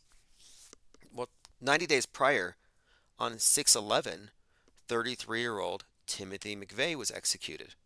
So McVeigh is the leader of the domestic violent extremists. You could call him the OBL of the white nationalists. So you have this 33-year-old hijacker, 33-year-old domestic violent extremist, and these are both terrorists, one outside, one inside. One represented by 9/11, and McVeigh executed on 6/11. So 6/11, 9/11, external, internal. You see how the symbols flipped, and they represent these opposite threats of the same thing essentially. But the 6/11 and 11/6 are consistently attached to white nationalists and the nuke, the mushroom cloud agenda. In fact, the latest Batman movie has an 11/6 incident where the right wing, or those would be considered right, the terrorists radicalized by the Q guy, the Riddler, blow up a dam and flood the polls, etc. There's many examples of 11/6 or 6/11 being associated with white nationalists or far right. In fact, 6/11 is the armor of God thing. You hear a lot of them mentioned. Tim Ballard, his movie made a big deal about 6/11, Timothy 6/11, not Timothy McVeigh, who was executed on 6/11, but Tim from the Bible and verse 6/11. But Tim Ballard thought it was about him. And it's all intriguing because he hired Jim Caviezel to be the main star of this movie, Sound of Freedom. Jim Caviezel was 33 when he played Christ. When you look at this thing on a mind map, you can kind of see the story that they're telling.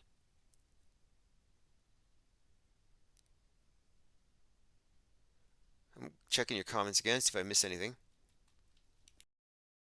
Okay, let's continue. Today is 3/31. It's the anniversary date of 33-year-old Nipsey Hussle being killed after he carried his son named Cross to the place in front of his store where he stood between two friends, like Christ between two convicts, and he gets shot. and killed. We've analyzed that event to death.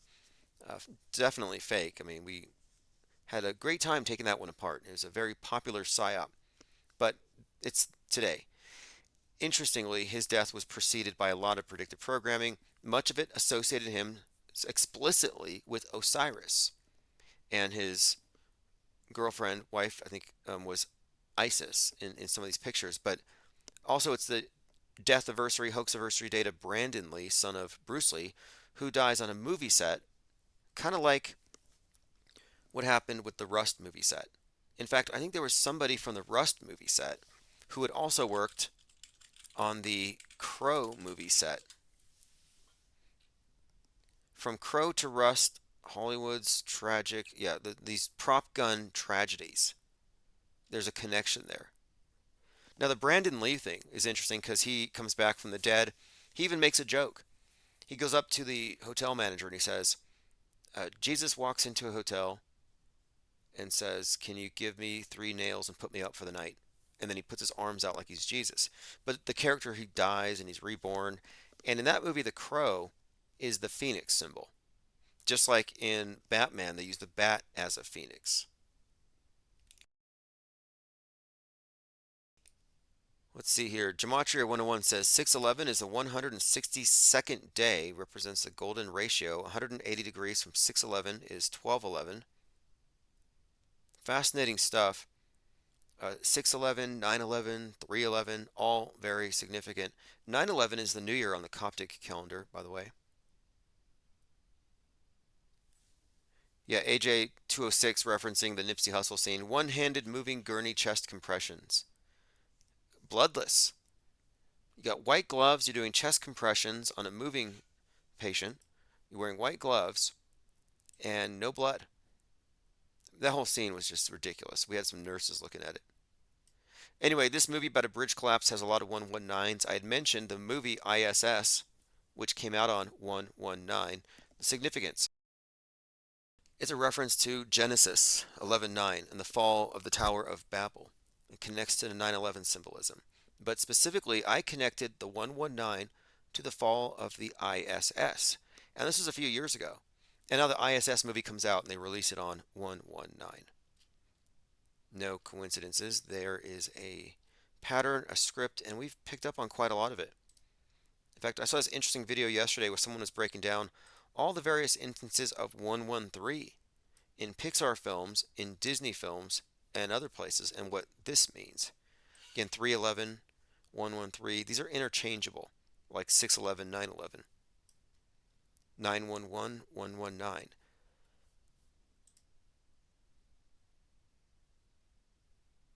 Let's see what else we got here. We says you're getting your channels back at the same time of year. IPS blew up. Yes, it was this time of year. We called out the Nipsey hoax, and then we went from 300 subs to 12,000, and we'd have 1,500 people listening on the live streams. Lean Dion says cowboy hat guy with Nipsey and the belt buckle stopping bullets. Yeah, one of the guys was taken to the hospital on a stretcher. Turns out the bullet shot his belt buckle. I'm like, wait a minute here. You got shot in the belt buckle and you're taken to the emergency room and you find out you weren't shot. Like, I think they would have figured that out before they put you on the ambulance. Magical belt buckles. Same year, there's a shooting. I think there's a magical bra strap. Then you had the magical tiny books at Parkland that blocked bullets. Must be made out of the same stuff that they make 9/11 passports out of. Whatever those were made out of.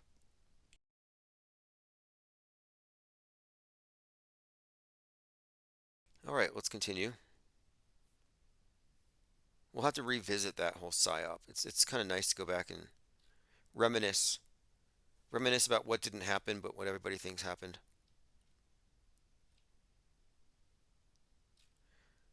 Okay, let's scroll down. I've been looking at some of the Diddy stuff, and 50 Cent is gonna pay money for some stuff. I think it's a nothing burger. I suspect 4-9 is gonna be a nothing burger. Trump posts images of Joe Biden kidnapped and bound with rope. Yeah, someone's driving around with a painting of Joe Biden on his tail of his truck on the tailgate there, and he's tied up so it looks like he's actually been, kidnapped, kind of like there was that conspiracy by those three individuals to kidnap that Governor Gretchen. Remember that whole plot? And I think that they were all feds. I kind of think it was fake. The Gretchen Whitmer kidnapping plot. So they've already gone here before, but now they're making a threat about kidnapping Biden. I mean, how else would you take that? Kidnapping plot, conspiracy, retaliation for Whitmer's handling of COVID-19. They arrested 13 men suspected of orchestrating a domestic terror plot to kidnap American politician Gretchen Whitmer.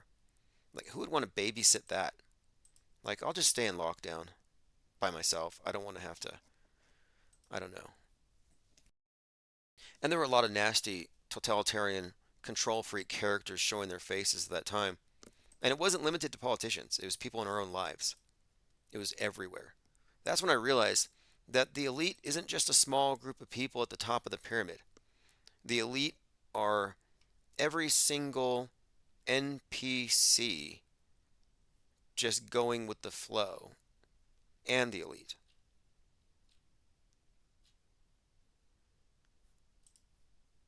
Lean Dion says, well, did he fake die? I know it's already trending that he didn't kill himself.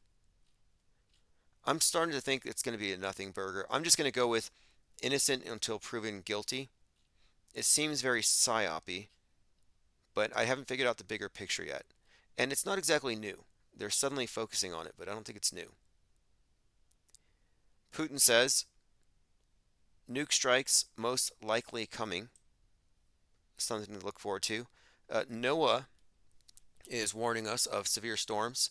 So all of you wicked sinners, please cut it out. Oh wait, wrong NOAA. It's NOAA is categorizing geomagnetic storms, so a different NOAA. And so you don't have to quit your wickedness, but just stop consuming fossil fuels. Sorry, wrong one.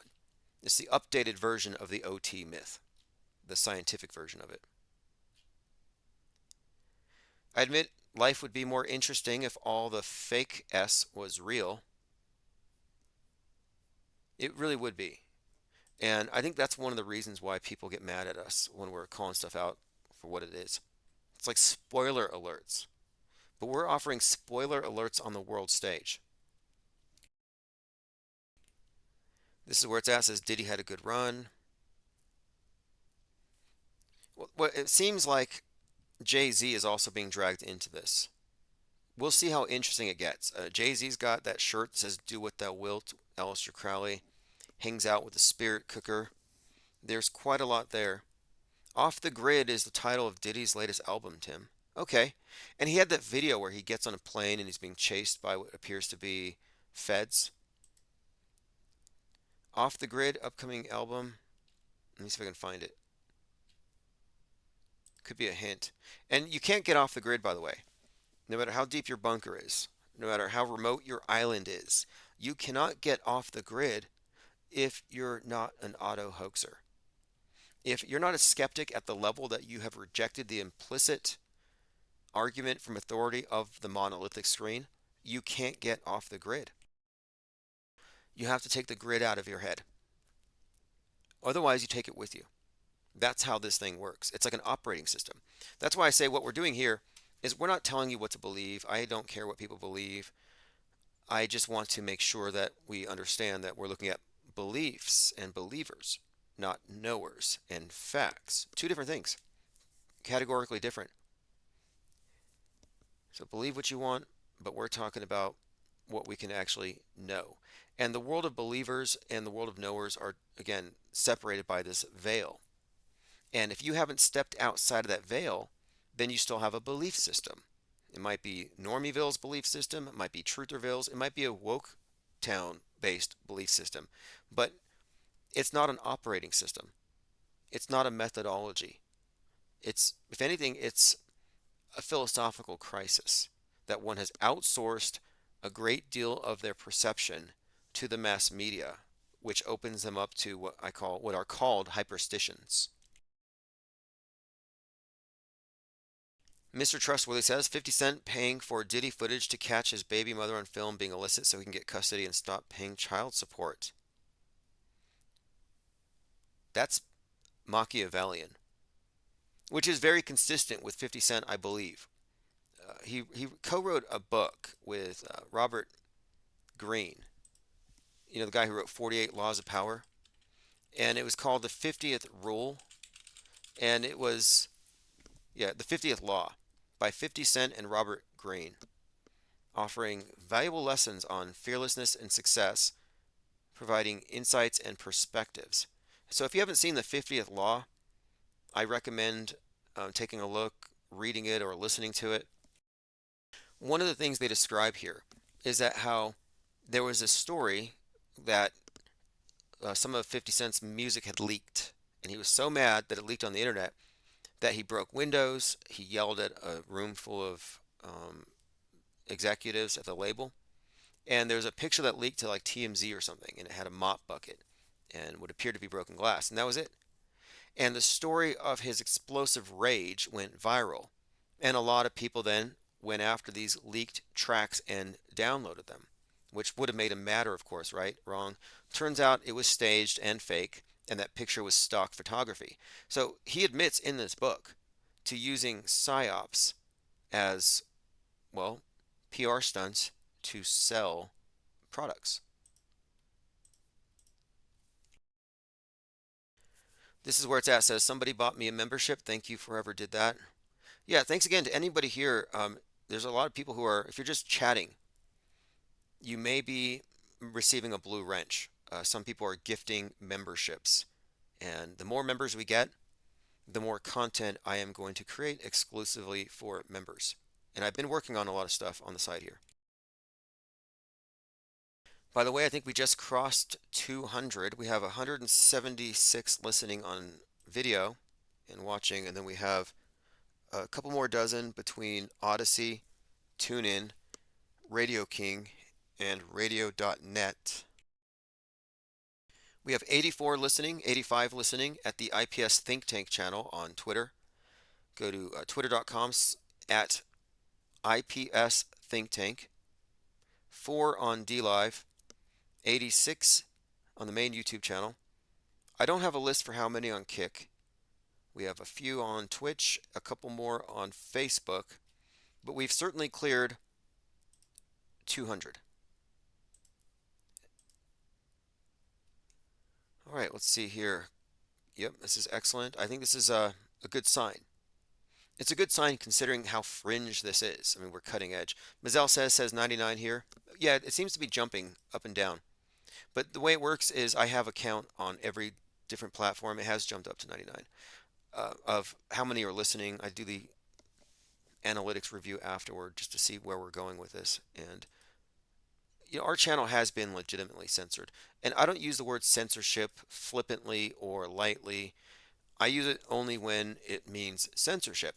And the fact that we do have evidences and ongoing issues with government-sponsored attacks to discredit, take down, silence, censor, steal this channel, we can say they have attempted to censor us. Duas Impera gifted 5 memberships. We have 5 new inductees to the Blue Ranch Lodge.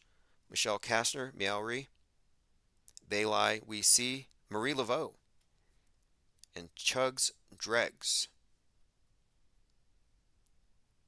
Fascinating. What is it about the numbers right now? Maybe it's the bridge thing. Maybe it's the fact that more people than ever are seeing through BS.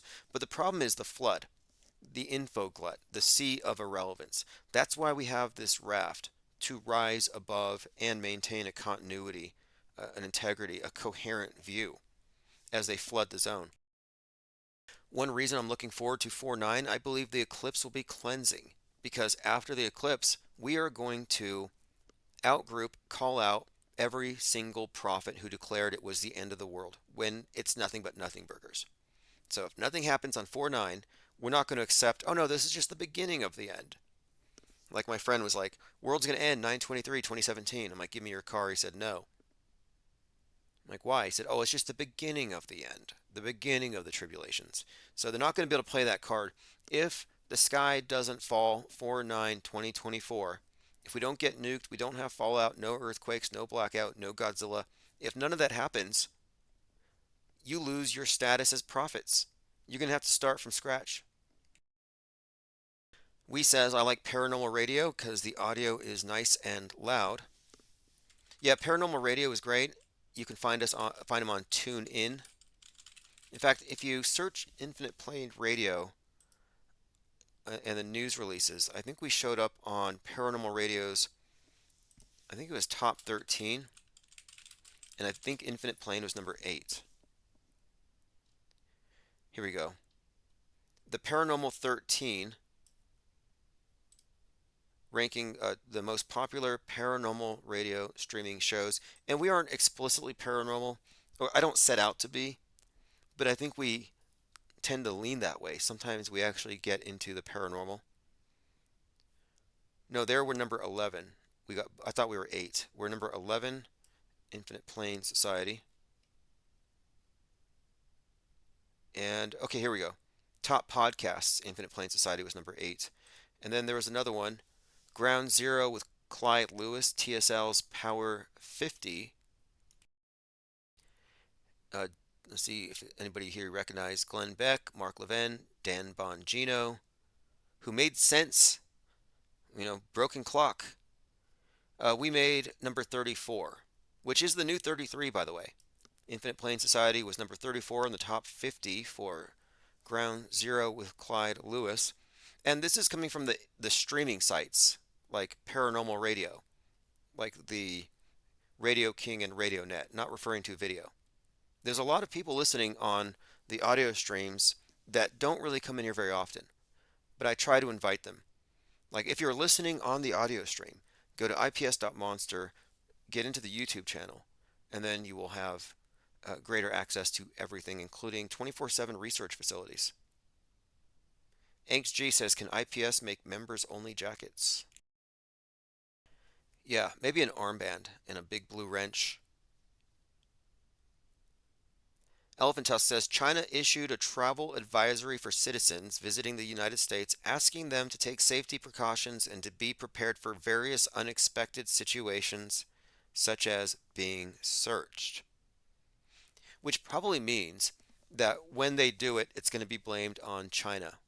Probably China, Iran, and domestic violent extremists. They tend to give you several trails to follow. Sort of like who did the boat thing?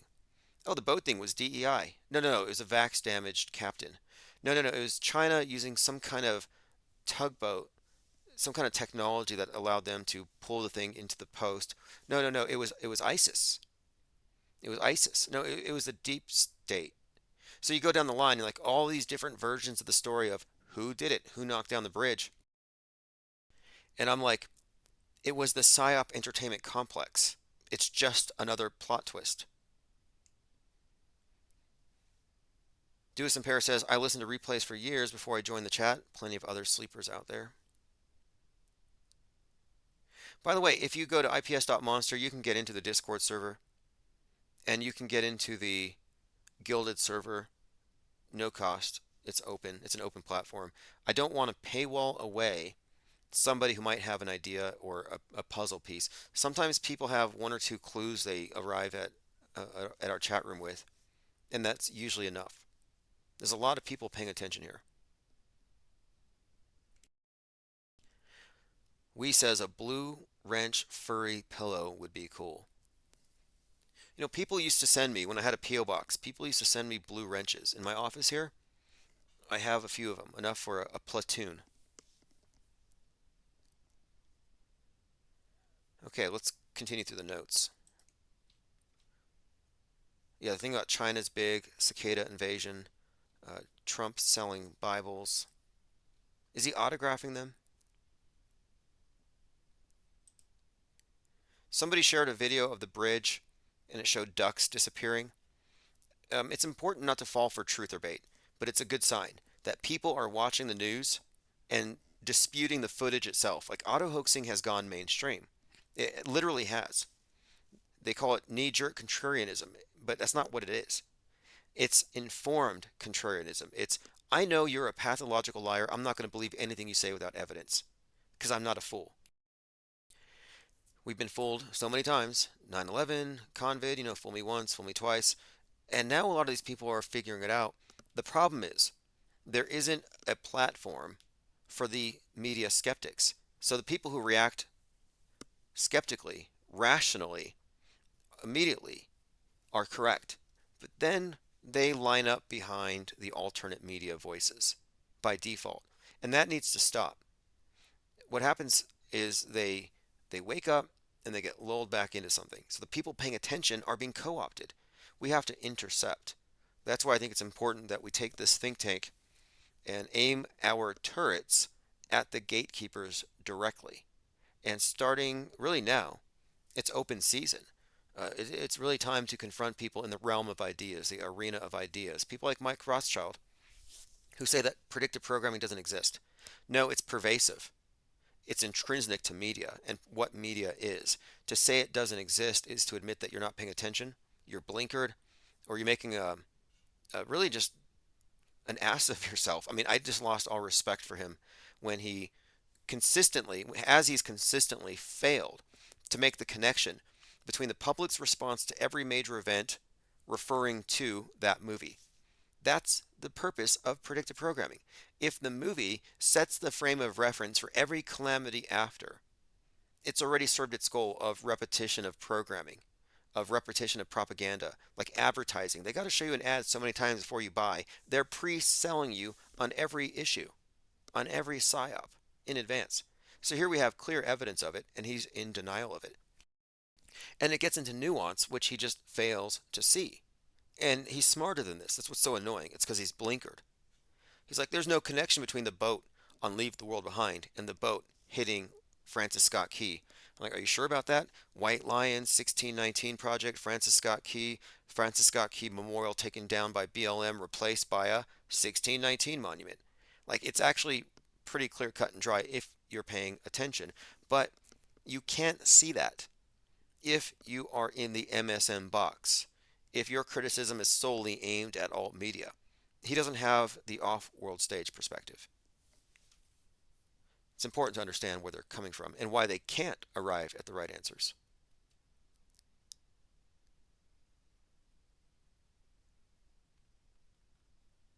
And then we have this other stuff that's fascinating, like the bridge gets hit at 128. Chandler Bing's character, whose birthday is on 4/8, he died, the actor Matthew Perry died on 10/28. 10/28, 128.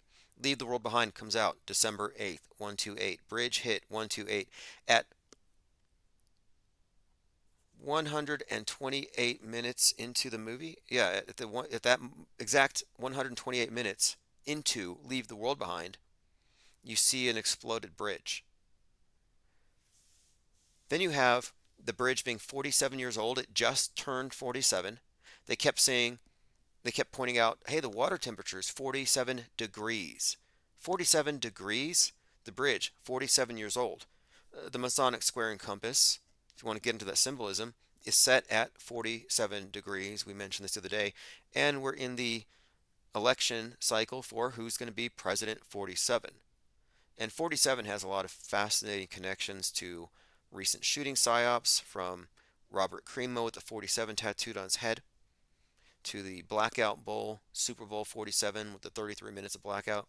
So there's quite a lot here to unpack, but all of it is consistent and part of the same body of symbols. And as far as the narrative goes, it's contiguous from fiction to news and back into the feedback loop where we talk about it. Smarty Pants says, did you see my stuff about Nipsey? Did you post it in Discord or Gilded? I'll take a look here. I did see some links, but I didn't have a chance to read them through, but I wanted to catch up on that. Anyway, I was looking at some footage and someone was sharing some stuff that showed ducks disappearing, and the community note here explained that it was looped footage, and that's why it looked like the birds are disappearing. But my point being, they have to put community notes on videos because people don't trust anything.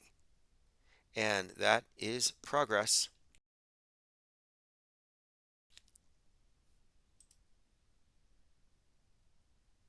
Okay, it's on the archive channel. Okay, I can definitely go and grab that material.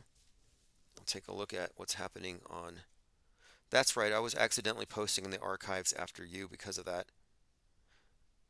I was talking about white noise,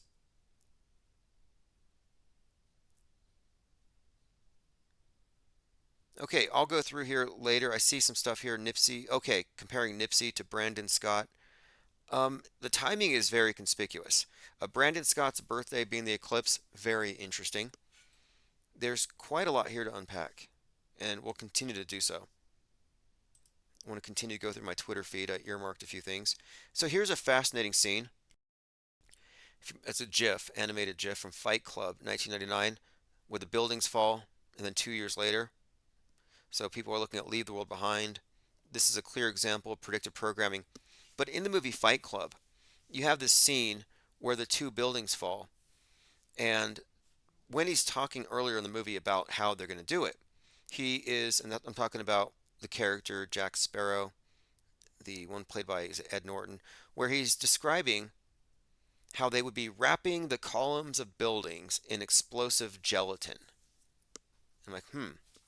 And he's posing in front of the Century City Twin Towers, which have the same architect as the Twin Towers at Ground Zero, Manhattan. So there's a direct connection between what he's talking about: gelatin coated columns, explosive gelatin. And I think this is a direct connection to Gelatin B, the art group that had taken residence on the 91st floor of the Twin Tower, one of the towers, leading up to 9/11. And they had some kind of art project they were working on that required removing some of the windows, setting up a platform so they could be recorded by helicopter on the outside of the Twin Towers. What could they have been doing? Many suspect that Gelatin B was using a quote art project as a cover for creating a lot of the footage that would then be played live on 9/11. So if you look up Gelatin B and their mysterious art project, they said, we're going to perform it live on 9/11. Well, we never got to see what Gelatin B's art project was, or did we? Now, if you're looking at the screen, this is Synchro Morpheus, and he has overlapped the scene from Fight Club where the buildings fall to the scene in Leave the World Behind and how it shows the mushroom cloud. And the scenes overlap perfectly with two characters holding hands and watching as the destruction of the world commences. Leave the World Behind is about going into a bunker and watching the end of the world on TV. Leave the World Behind is an anagram for Behold the End War Live. Elephant Tusk says his name is Robert Paulson. I may have to rewatch that movie, Fight Club. His spirit animal was a penguin, which is kind of interesting. Let me go ahead and play this clip here. This is the Tyler Durden slide compilation. Deeper into your cave, and you're going to find your power animal. So there's his power animal, and it is a penguin. Slide. But you can't. Deeper into your cave as you walk. Anyway, he goes into these meditations into this cave where he encounters his spirit animal before he destroys the world. Fascinating movie. I'm sure there's a lot of subtext that I missed the first time I watched it. I read the book as well, and I'll check it out again, specifically because it does contain copious predictive programming. Angst G says, I think Meathead died recently. Oh, that's a Mandela effect. It's meatball, and it's one word. I think. Let me double check that. And oh no, meatloaf, and it's two words. The Mandela effect is that it was one word. So it's to correct the commenter. It's not meathead. It's meatloaf, not meatball. And meatloaf is again two words, not one. That's a Mandela effect. And meatloaf was present at the JFK assassination. Well, afterward, after JFK was shot, he went to Parkland Hospital. Kind of weird. Parkland ties into this stuff. The Highland Park shooter had the 47 on his head. At the same time, the Parkland High shooter was given his death sentence. It was on the news. And I'm like, wait a minute, what's with the name Parkland? Highland Park, Parkland High. The guy's got the 47 tattooed on his head, and he's obsessed with Lee Harvey Oswald, who sent JFK to Parkland Hospital, where he died after arriving. 17 minutes later, they declared him dead. Well, at Parkland Hospital, where the Ford Lincoln pulled up, covered in Kennedy's blood, kind of a mirror of Lincoln's blood all over the Ford Theater, you had the singer Meatloaf at the hospital, and apparently he put his hands in JFK's blood. So, what does that tell you? It tells you when he was 16 on the assassination date of John F. Kennedy, Meatloaf had met the president, arrived at Dallas Love Field. Then he heard about the assassination. He drove to Parkland Hospital and he saw Jacqueline Kennedy covered in blood getting out of the car. So he met JFK and then arrived after the fact. He tells the story, touched the blood, and all this. This tells you that they recruit crisis actors young. He was David Hogg's age when he got involved, and the name Parkland stands out to me here. And yeah, I think he died last year. Meathead is better, someone says. We says not too many people have penguins as their spirit animals. Well, we adopted the penguin as a spirit animal for the IPS for a very specific reason. We knew we were entering into the field of mind war and that they would be consistently trying to distract people from the main topic. So we said we needed a mascot for the channel, a meme, something that could be a calling card, a rallying point, like a bat signal. And we thought, well, what better than the penguin, who represent what's at the edge of the world? If anybody knows, if anybody has a view of what's over the edge, it's them. So we took the penguin as a mascot for that reason. And then, of course, the more I looked at it, the more the penguin makes sense. The rafting, the huddling, the deep diving, deepest diving bird, surviving in hostile environments. Meatloaf has a lot of bat references. That's right, he did. He did. He was bat out of hell. And the bat is, of course, a major symbol here.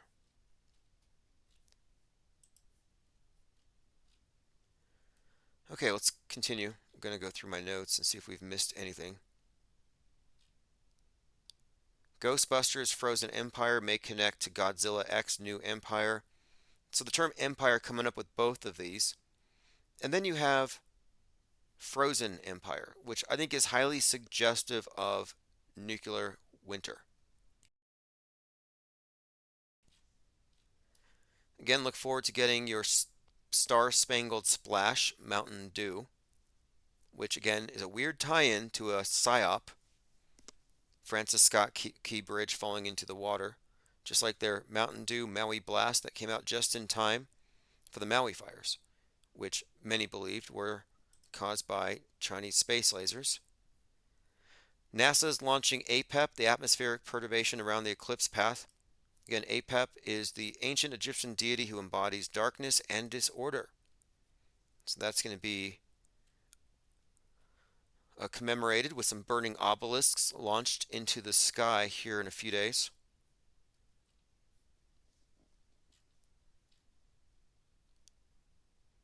Not satire, Washington State has passed a law offering cash as incentive to report hate speech and bias via 24/7 hotline. So you can get $2,000 for reporting your neighbors.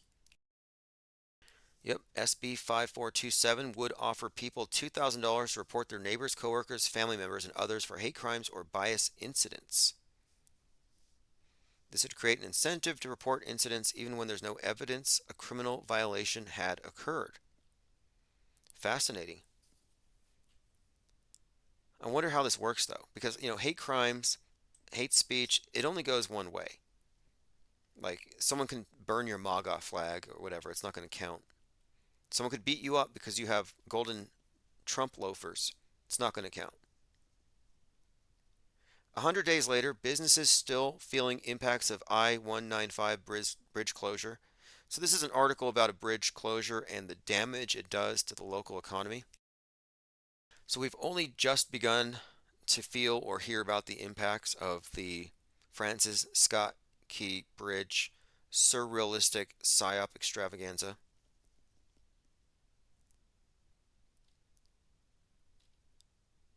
Okay, here's a link, what I was describing. So 128 minutes into the movie, And 128 is the date of the Challenger explosion as well. So 2 hours and 8 minutes and 11 seconds. If you're watching Leave the World Behind, you see the scene with the bridge, and it's the Joseph's Channel. So 128, movie released 128, Matthew Perry dies 1028, bridge hit 128, 47-year-old bridge, and they did keep saying 47 degrees, 47 degrees. Wired says online conspiracies about the bridge are out of control. I would say they're not. And the most recent thing that's we started off talking about today is the fact that Jesus Campos makes an appearance. That's big. You got a connection now to the Vegas psyop on this thing? We says Mountain Dew has a brilliant marketing department. I think it's predictive programming creating the immersive illusion that they would put it in video games, on products consumed by the people that consume the media that contains the messaging. It's on everything. And it's by design. It's unavoidable. You could not see Maui Mountain Dew Blast, DEW, Direct Energy Weapon Blast. You would not have missed it, even if you didn't consciously notice it, as this was happening. Just as it was impossible to not see the face of Taylor Swift when that was going on. Elephant Tusk says the Ice Age relates to the Lords of Ice taking over. We're entering into the Lords of Fire taking over. Everything cycles between Lords of Ice and Lords of Fire. Well, what about Disney's Frozen, which they say was for the Greta generation? Are we going into an Ice Age, nuclear winter like The Division, Tom Clancy, which is way more fakeable? Maybe all this talk about Bill Gates blotting the sun is referring to maybe a technology they have that will in fact allow them to blot out the sun, like Montgomery Burns.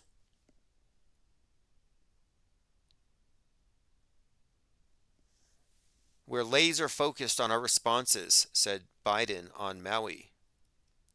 That's right, Lean Down posted that, and that is a great point. I'm laser focused on the recovery and rebuilding efforts on Maui. I've redirected my team to do everything we can. That comes directly from Joe Biden. Fascinating, he would say that. Laser focused. Very punny. And this would only make sense and it would only read this way to the people who are not with the mainstream, the alt media. By the way, today's Kennedy Sunday. The QAnon spin-off group of JFK worshippers are celebrating it as Resurrection Day. He is risen, and there's a picture of JFK Jr., JFK, and Donald Trump.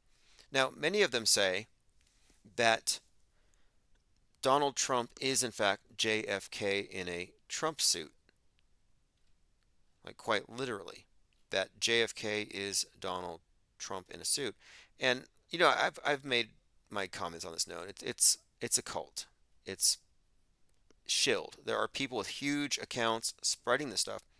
But what I'm seeing, which I find a little unusual, is that you have a lot of people are, and I think they're women, fawning over pictures of JFK Jr., talking about how attractive he is, how he's going to save the world. So, for example, this picture by John Jr., JR17 JFK on Twitter says, "We're getting closer. God will save America and the world." And there's a picture of JFK Jr. Now, this person posts this photo, and you get all these fawning comments right underneath it. So handsome, gorgeous, sexy man. One can hope. Let's go. Amen. He's getting closer. So I'm reading through these comments, and then there's a woman here who has a hat that says Trump 24 JFK Jr. So they don't want anything to do with RFK. They want JFK Jr. Anyway, I asked this woman, do you find JFK Jr. sexier than Donald Trump? And she says, in my opinion, yes. And I said many would disagree. Donald Trump is considered hot by Nick Fuentes. So what I'm saying here is that it's devolved into fan fiction and fawning over pictures of JFK Jr., sometimes in swimming trunks, by the same people who also think that JFK is Donald Trump. And then here's Nick Fuentes gushing, Donald Trump is effing hot. and Hitler-esque. Remember this? And this is a self-described incel virgin. So he's completely pure. He's saving himself for when they lower the age of consent to like 12 or whatever. I mean, it's really sick when you get into what some of these MAGA band types are actually looking for. But yeah, he said that Donald Trump is hot, and is Donald Trump really JFK in a mask? And is he competing with JFK Jr. for the same groupies? It would appear so. But this exists. It's a thing. JFK worship, Kennedy Sundays, they are into this, and it's not going away. Salty Siren says Tom Cruise loves the fishies. Yeah, I saw that story, and it reminds me of some other bad stuff. But yeah, there's this horrible story going around. I actually read it, and I followed the story, and I think it's fake, but there are rumors going around that Tom Cruise buys really big fish. I just don't think it's even physically possible. And I don't think if he was into that, it would be dead fish. But the idea is that he's got a fish something. What do you call that? I'm hesitant to say it because it's got to be fake. I don't believe that Tom Cruise has a fish fetish. I don't believe it.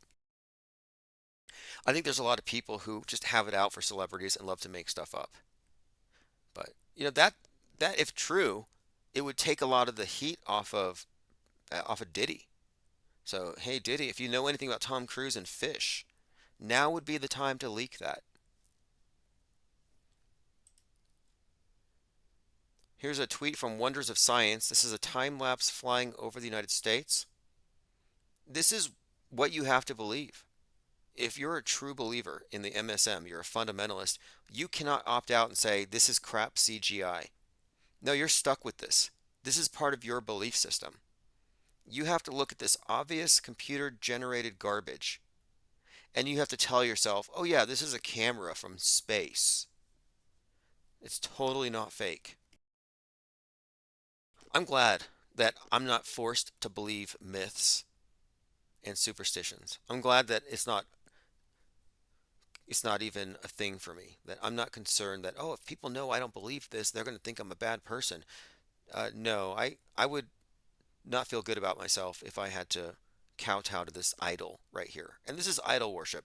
This is not a 4K landscape time lapse going over the earth. This is CGI. Unless, unless, and this could be the case, unless we do live in a simulation, and when you go above the Kármán line, everything turns into pixels, which would explain the glitchiness on the ISS. R. Cook says, don't know if I want to look into this one. Yeah, Angst G. That's what I thought. It made me think of Richard Gere and the gerbil story. I think these are just easy rumors to spread. It's just rumors. Here we go. NBA Pacers using Snapchat filters to make it look like Lakers fans are crying. So you could have a bunch of people on the screen real time emoting something utterly different than what they're truly emoting, and you wouldn't know. This is extreme fakeability. Like now we know they can do this. Now we know that they can do real time Snapchat filters. And if I didn't know this, I would think these people were crying. Fascinating. Just ups the fakeability a little bit. Developing Oklahoma bridge shut down after being struck by a barge. Just like after the Ohio derailment, we had many following derailments, so expect more of that. And planes, of course, more stuff with planes.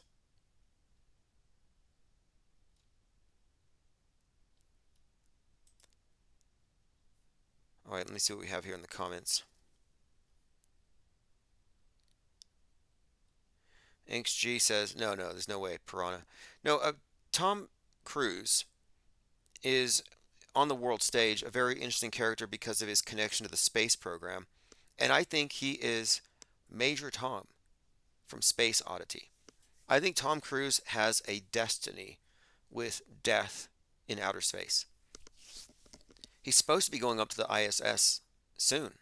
I'm not sure when exactly, but he already has some kind of a deal. Let's see when Tom Cruise is going up to the ISS. Okay, his last update was last summer. He teased that his film will be shot in outer space. We'll see where we go. He'll be the first civilian to do a spacewalk. Russia beat him in the race. I haven't watched that movie. Now that I think about it, I'm going to have to check and see how that one looks because I watched ISS specifically to see how they faked the hair.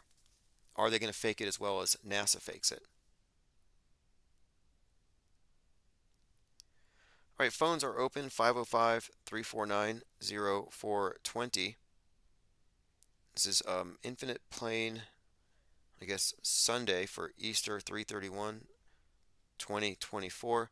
We've been covering a number of topics. Burning Man at Union Station, probably fake news, but it caught my attention. Lean Dion says he jumped on Oprah's couch because her fishmonger connections. Yeah, that story though is this the Major Tom story. I think that there's a connection between Tom Cruise, Starman, and I think even Yuri Gagarin, the first man in space. It's like they build up these heroes in the movies and they act them out on the world stage. And I think a lot of Tom Cruise's build up in terms of his predictive programming that he's a part of, where he's always a hanged man, a falling man, you find these reoccurring themes with Tom Cruise. Falling is big. The end of Vanilla Sky, he had to jump off the building to reincarnate, this 33-year-old who dies and is reborn, etc. All of his movies have the same types of um, scenarios or situations where they're implanting certain images. So when you think of Tom Cruise, hanging, falling are a huge part of it. All of his stunts, you always see him skydiving. He's done thousands of skydives. So there's something to that. And in Top Gun 2, it opens up where he plays, this Maverick character who gets in this experimental or secret plane and it's like capable of going Mach 10. They make a joke about how he goes over the ballage of the earth. But when he lands in some field somewhere. And somebody thinks when he goes into this diner, they think he's an alien, or they ask if he's a spaceman. Well, that was a recreation of Yuri Gagarin, First Man in Space, who had the same situation. Lands in a field, and they ask him if he's a spaceman, and he says, "I came from outer space." My point being, they've associated him with hero, this hero of the cosmonauts. This is like their Neil Armstrong, and the guy died a tragic death, a fiery death, a mysterious death, in fact. So there's that kind of pattern to it as well. So he gets symbolically overlapped with an iconic cultural hero who dies in a mysterious crash. So I think there's a connection here again between aligning Tom Cruise with that and Tom Cruise and the space religion of Scientology and this reoccurring theme of him falling and this upcoming thing with the space station. Now in Vanilla Sky, I mentioned how he jumps off the building, that's a huge part of it. But right before that you had him in Eyes Wide Shut. And I think these are movies that are actually contiguous. But without getting into that, Eyes Wide Shut was filmed by who? Stanley Kubrick. So if anybody would be involved in some major space psyop, it would be Cruise. And his association with Kubrick makes a lot of sense in this context. Stanley Kubrick really created a work of art that shaped perception for a few generations, made space real. And I think that what's going to happen with Cruise and the space station falling or whatever they do with him, I think they're going to use Cruise in some kind of space tragedy. And the more I looked into this, the more I saw, there's an existing body of predictive programming to even suggest this. In fact, if you look at, I think it's, yeah, Tom Cruise Dead on the Moon, you'll find South Park did an episode where Tom Cruise is dead on the moon next to Shamu the killer whale. And then David Bowie's posthumous album Black Star has the Major Tom character seen on the moon. He's a skeleton in an astronaut suit. And in the song Space Oddity, which was the first music video recorded in space, Chris Hadfield, he sings about ground control to Major Tom and it's about Major Tom's death. And again, I think this is all foreshadowing for Tom Cruise and some kind of death in space. R. Cook says Tom Cruise is scuba certified for sure. He would have to be to go to space. He is always in the sky. He's always falling, and he's always embodying the Christ and the sun god archetype. I mean, if you look up Tom Cruise hanging, he's the hanging man, and you'll find thousands of images of him hanging, always hanging, arms out. Every movie cover, usually he's got his arms out. There's a plane behind him with its wings out, like a double cross. There's a sun behind him. The name Tom means twin. Thomas is twin. Cruise, cross, twin cross. The twin cross is the cross of resurrection. The first rung is death, the second is resurrection. And as soon as I pointed this out, like here's an image of him hanging from a cliff, and then his hair is sticking out like the crown of thorns.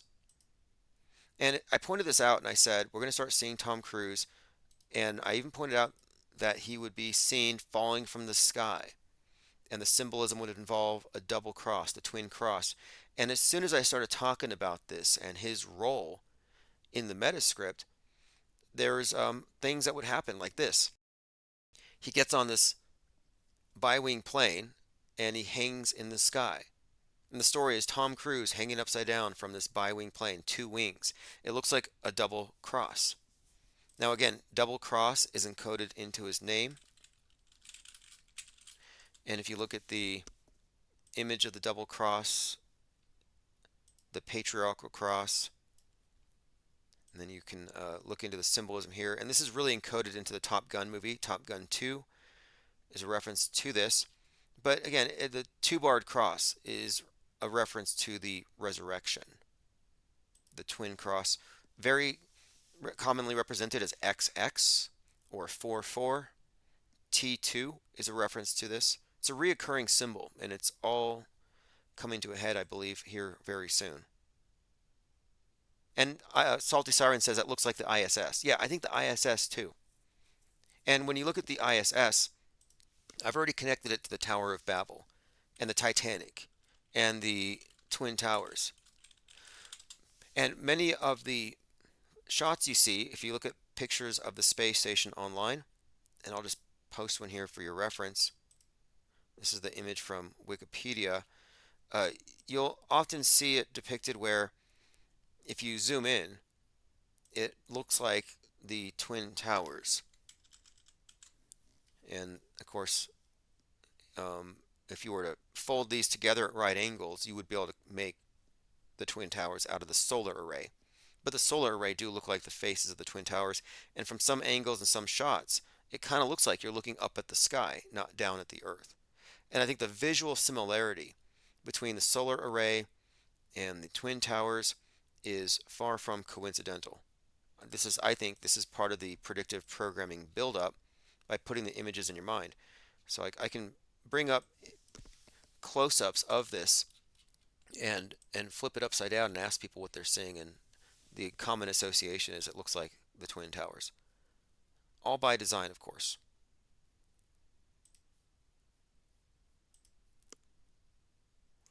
All right, let's see what else we have here. It is about 2 hours and 20 minutes in. We talked about gang stalking, and it caused a lot of buffering for people. So if you got buffered, it's probably because you're being gang stalked.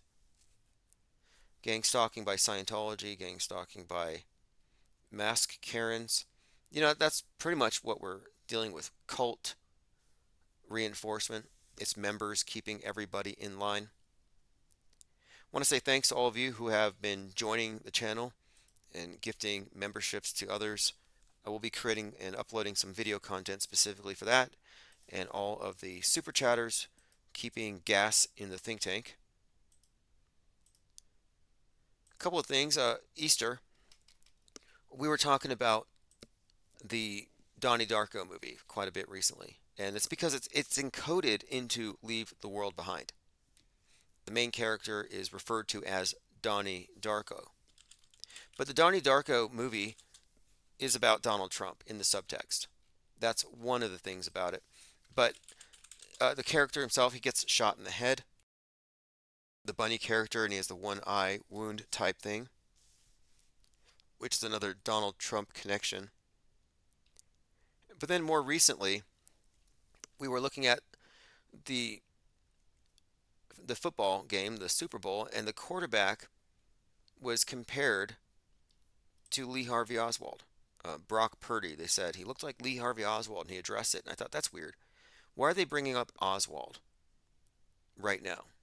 Oswald is mentioned on the world stage, and I'm always paying attention to it. It's like, what's the deal here? And at the same time, Oswald, the Disney rabbit Oswald, had been made public domain, and it had just been released in a new movie that's like a horror movie. So I'm seeing this horror movie version of Oswald the Bunny. Disney's creation Oswald is the latest public domain character to get a horror spin-off, and it's called Down the Rabbit Hole. So it's not just that it's a scary bunny. It's that it's a scary bunny named Oswald, which again has the sniper connection, the head wound connection. It's being mentioned around, this is around the same time as the Super Bowl. But then what's more, Down the Rabbit Hole is an Alice in Wonderland reference. Donnie Darko is sleeping in a field, wakes up. He's a lucid. He's basically sleepwalking, but there's an Alice in Wonderland connotation. The rabbit goes up to Alice and says, "You're running out of time. I'm late." Oswald the rabbit looks like Frankie the rabbit from Donnie Darko, who says, "You're running out of time." Tells him as a prophecy. Leave the world behind. The character who is called Donnie Darko goes into a bunker. In other words, goes down a rabbit hole in order to behold the end war live on the screen, on the movie screen. Just fascinating overlapping connections between predictive programming sources, but all centered around Oswald the rabbit and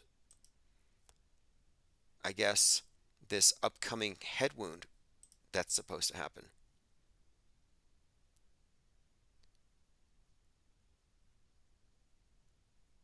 Okay, let's see what else we have. There's another movie, by the way, with Donnie Darko, his character Jake Gyllenhaal, called Roadhouse. I just watched it. Has a big reference to the word key. It's a key bookstore, but in the movie, it's about Donnie Darko's character Jake Gyllenhaal. He gets punched until he has one eye basically sealed shut. So you have another reference. If Jake Gyllenhaal is doing predictive programming for Donald Trump, well, here he's done it again. Because in Roadhouse, his eye gets punched closed. And in the movie, the character is referred to or compared to a storybook character by the bookstore owner of the bookstore called The Glass Key. And she says, "You remind me of this character from a book, Death at the Double Cross." So here we are talking about the double cross. Well, Roadhouse, starring Jake Gyllenhaal, references a book called Death at the Double Cross. And he ends up with the one eye wound thing, which is just very interesting. And the character in the book reference, Death at the Double Cross, is named Waco Wade. WW, kind of a 3-3, but Waco, which makes me think Donald Trump kicking off his campaign at Waco. So there's something to it. Lots of overlapping predictive programming from all of these sources that are conveying a cohesive message. We're up to 95 listening on Twitter, about 100 here on YouTube, more on Odyssey, so we're well over 200. Before we leave, I want to put a link in the chat if you haven't had a chance to join the website, get on the newsletter. You'll get the archives. I have to upload yesterday's archives as well, so I'll do that when I get home. Also, I want to say thanks to all of you who are on Patreon. You are keeping everything going here. Patreon, we have more than 100 people there.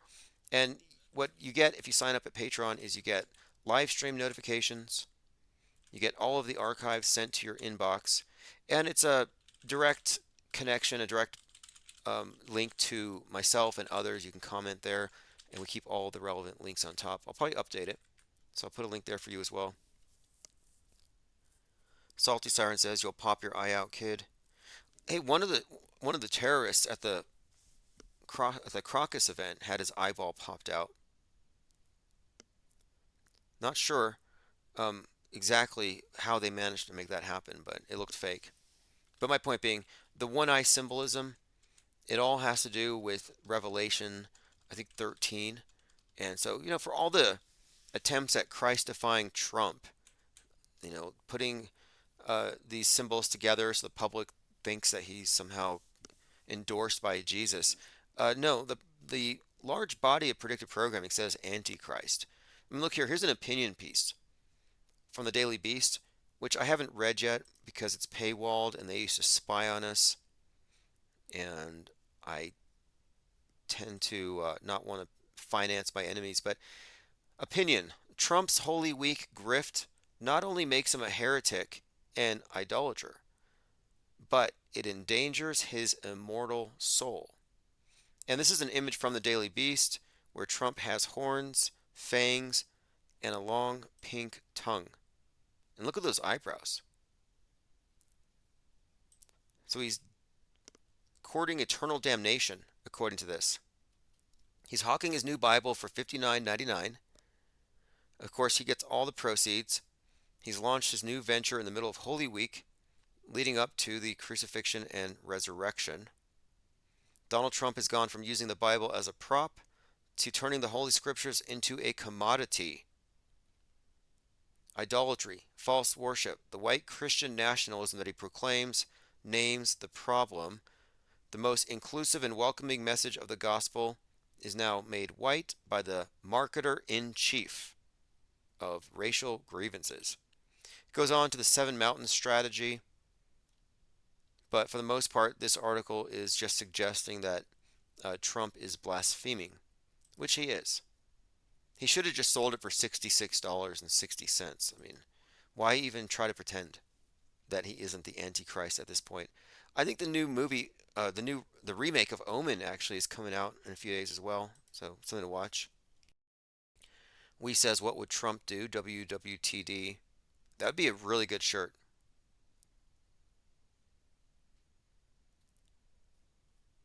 Oh yeah, April Fools is tomorrow. Is Richie from Boston hiding under his bed, afraid that the men in the black car are going to take him away? It's what he said. He's like, April Fool's Day. It's the plan all along. They're going to cut off the internet. Okay, let's see what else we have. Oh yes, this is what he actually said. The Republican congressman who said that it's time to nuke Gaza said, quote, "It should be like Nagasaki and Hiroshima. Get it over with quick." This is Tim Wahlberg in a newly surfaced video.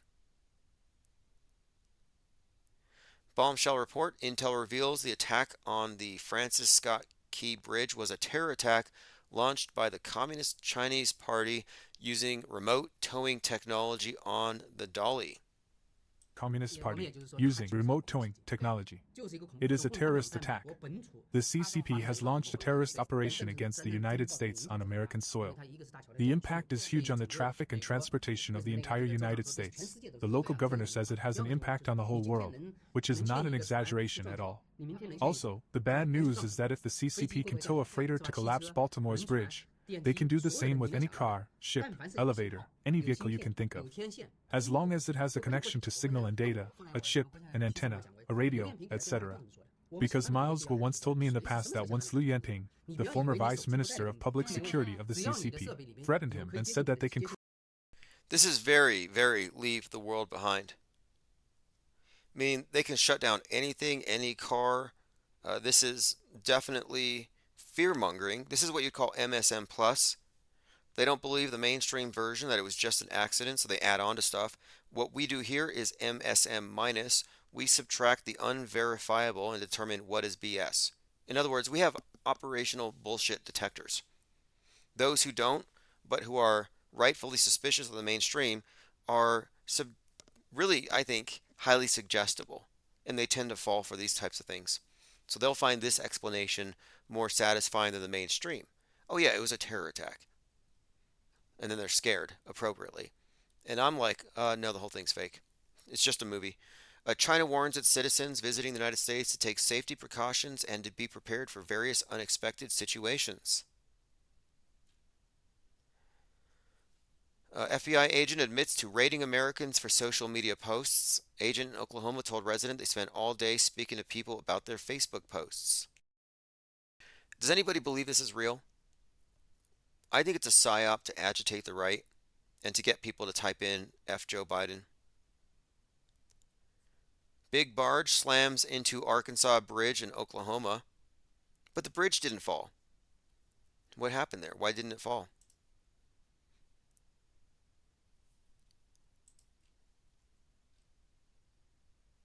Okay, let's see what else. I'm going through comments.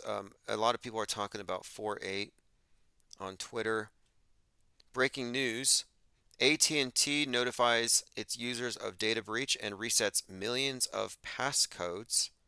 7.6 million AT&T account holders. Their info was put onto the dark web. This is from creepy.org. There was a movie called Cannibal Holocaust. It was so believable to the people who watched it that the director was arrested and charged with murder. And to prove his innocence, he had to show to the court how they were able to create these very realistic scenes of carnage. Very disturbing. I don't recommend the movie. I have watched it, but I'm just pointing this out. When it comes to fake ability and movie magic, and how this person's depictions of death were so realistic he had to go to court to prove it wasn't real. Michael Letts retweeted this. This is pretty good. The Golden Gate Bridge was built January 5th, 1933. No, I don't place a lot of stock in this, but I'm just bringing this up. The Francis Scott Key Memorial that was replaced by a 1619 project memorial was at the Golden Gate Bridge, which may be a connection between Francis Scott Key and the gate, Golden Key. We talked about this last night with Armin Ree when he brought up the keys to the kingdom that the Pope has, one of them silver, one gold. But the Golden Gate Bridge is referenced in this PSYOP by this Francis Scott Key Memorial connection. So I'm just bringing it up. There's an interesting connection. Trivia here that I think means nothing is that it was built 3,333 days before something else happened. Sorry, but these calendar calculations mean nothing. A digit being repeated multiple times doesn't mean anything, unless it does. I mean, prove it. We shall see on 4.9. But what we have to look forward to on 4.8, NASA firing 3 rockets, Devil Comet. They're turning CERN on for the first time since 2022 on the same day. National Guard will be everywhere, so we shall see.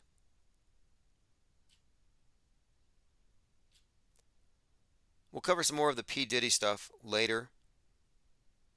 But yeah, again, if things weren't weird enough, spring, we're going to see the total solar eclipse on April 8th. Exciting. But there's a comet that's already close enough to Earth. We're going to see it leave a trail in the night sky. Yeah, astronomers have been watching the Devil Comet, that's what they call it, all month because of a series of flare-ups, but a direct flyby is set to happen somewhere between April 21st and 24th. NASA says they think we could even see this comet with the naked eye during next month's eclipse. The reason it's called a Devil Comet, you guys may have remembered this last year, is because the trail of gas and ice that it left behind during a flare-up last year actually looked like devil horns. It split, and so it caused these 2 devil horns. You can kind of see it there. This particular comet only comes into full view once every 71 years. It is a once-in-a-lifetime event. Talk about more. All right, there you go. Devil Comet, just to add into everything else. Now here's a picture of Donnie J. Darko character. And Michael Letts points out that in Donnie Darko, he wakes up on a golf course as the sun is rising, and somebody calls him Sun. And so there's some connections here already. But Michael in Truth, has suggested, based on predictive programming, that Trump may actually be shot on his golf course. Well, in this latest movie, you can see Donnie Darko, Donald Trump, Jake Gyllenhaal. His right eye is closed up. And again, the symbolism here, pretty obvious. Then we have the red heifer in Israel. They're preparing to sacrifice a red cow, which apparently means something. And then we have 2 broods of cicadas preparing to take over Chicago. So very interesting times ahead. I want to say thanks everyone for joining, for leaving your comments. There'll certainly be more to come. We have quite a lot to go over. I wanted to make sure we didn't miss any days here. We've been talking about the immersive illusions, the real purpose of predictive programming, which does exist. Oh, and look, Mike Massissimo.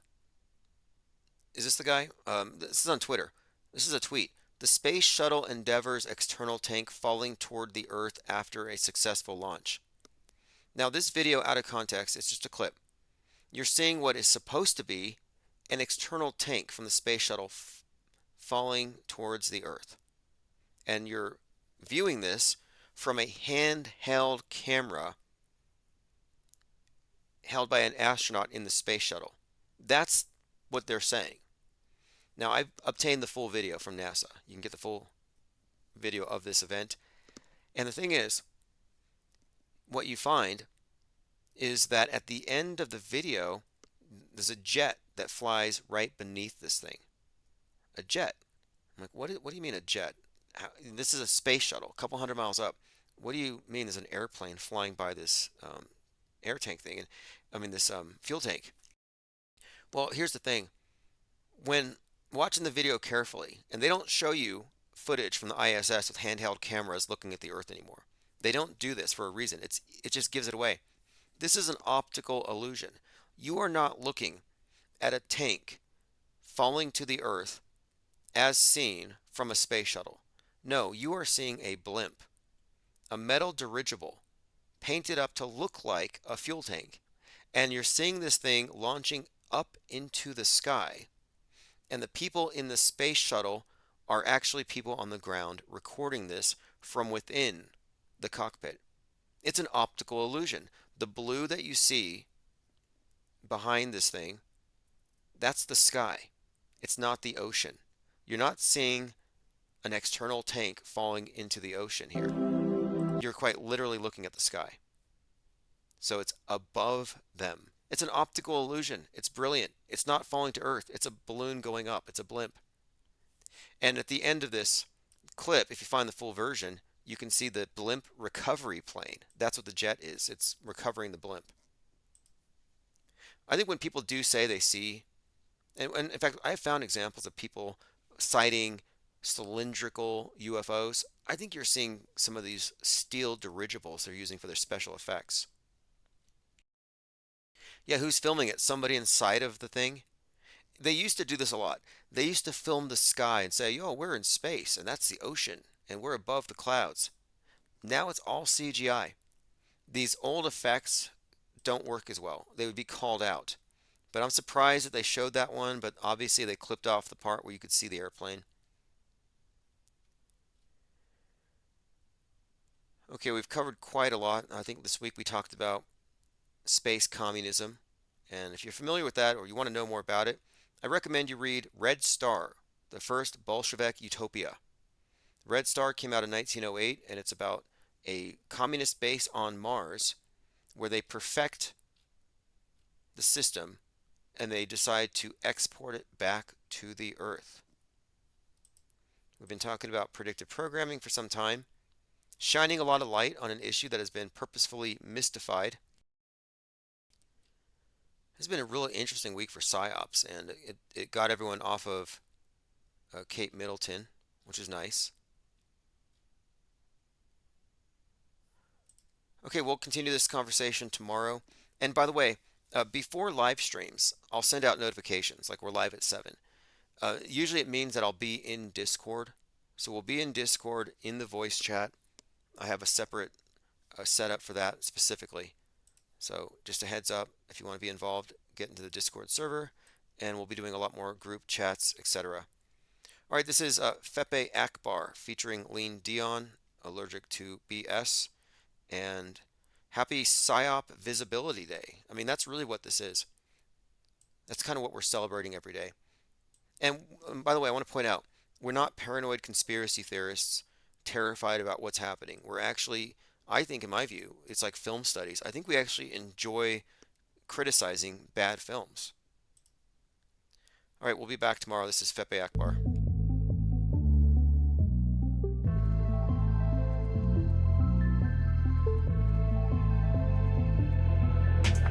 Fuck with your deception, keep it real, that's a profession. Like the whole world is pretending, found the truth around the penguin. Get a gang on with a blessing, all the other gang is stressing. RPS, we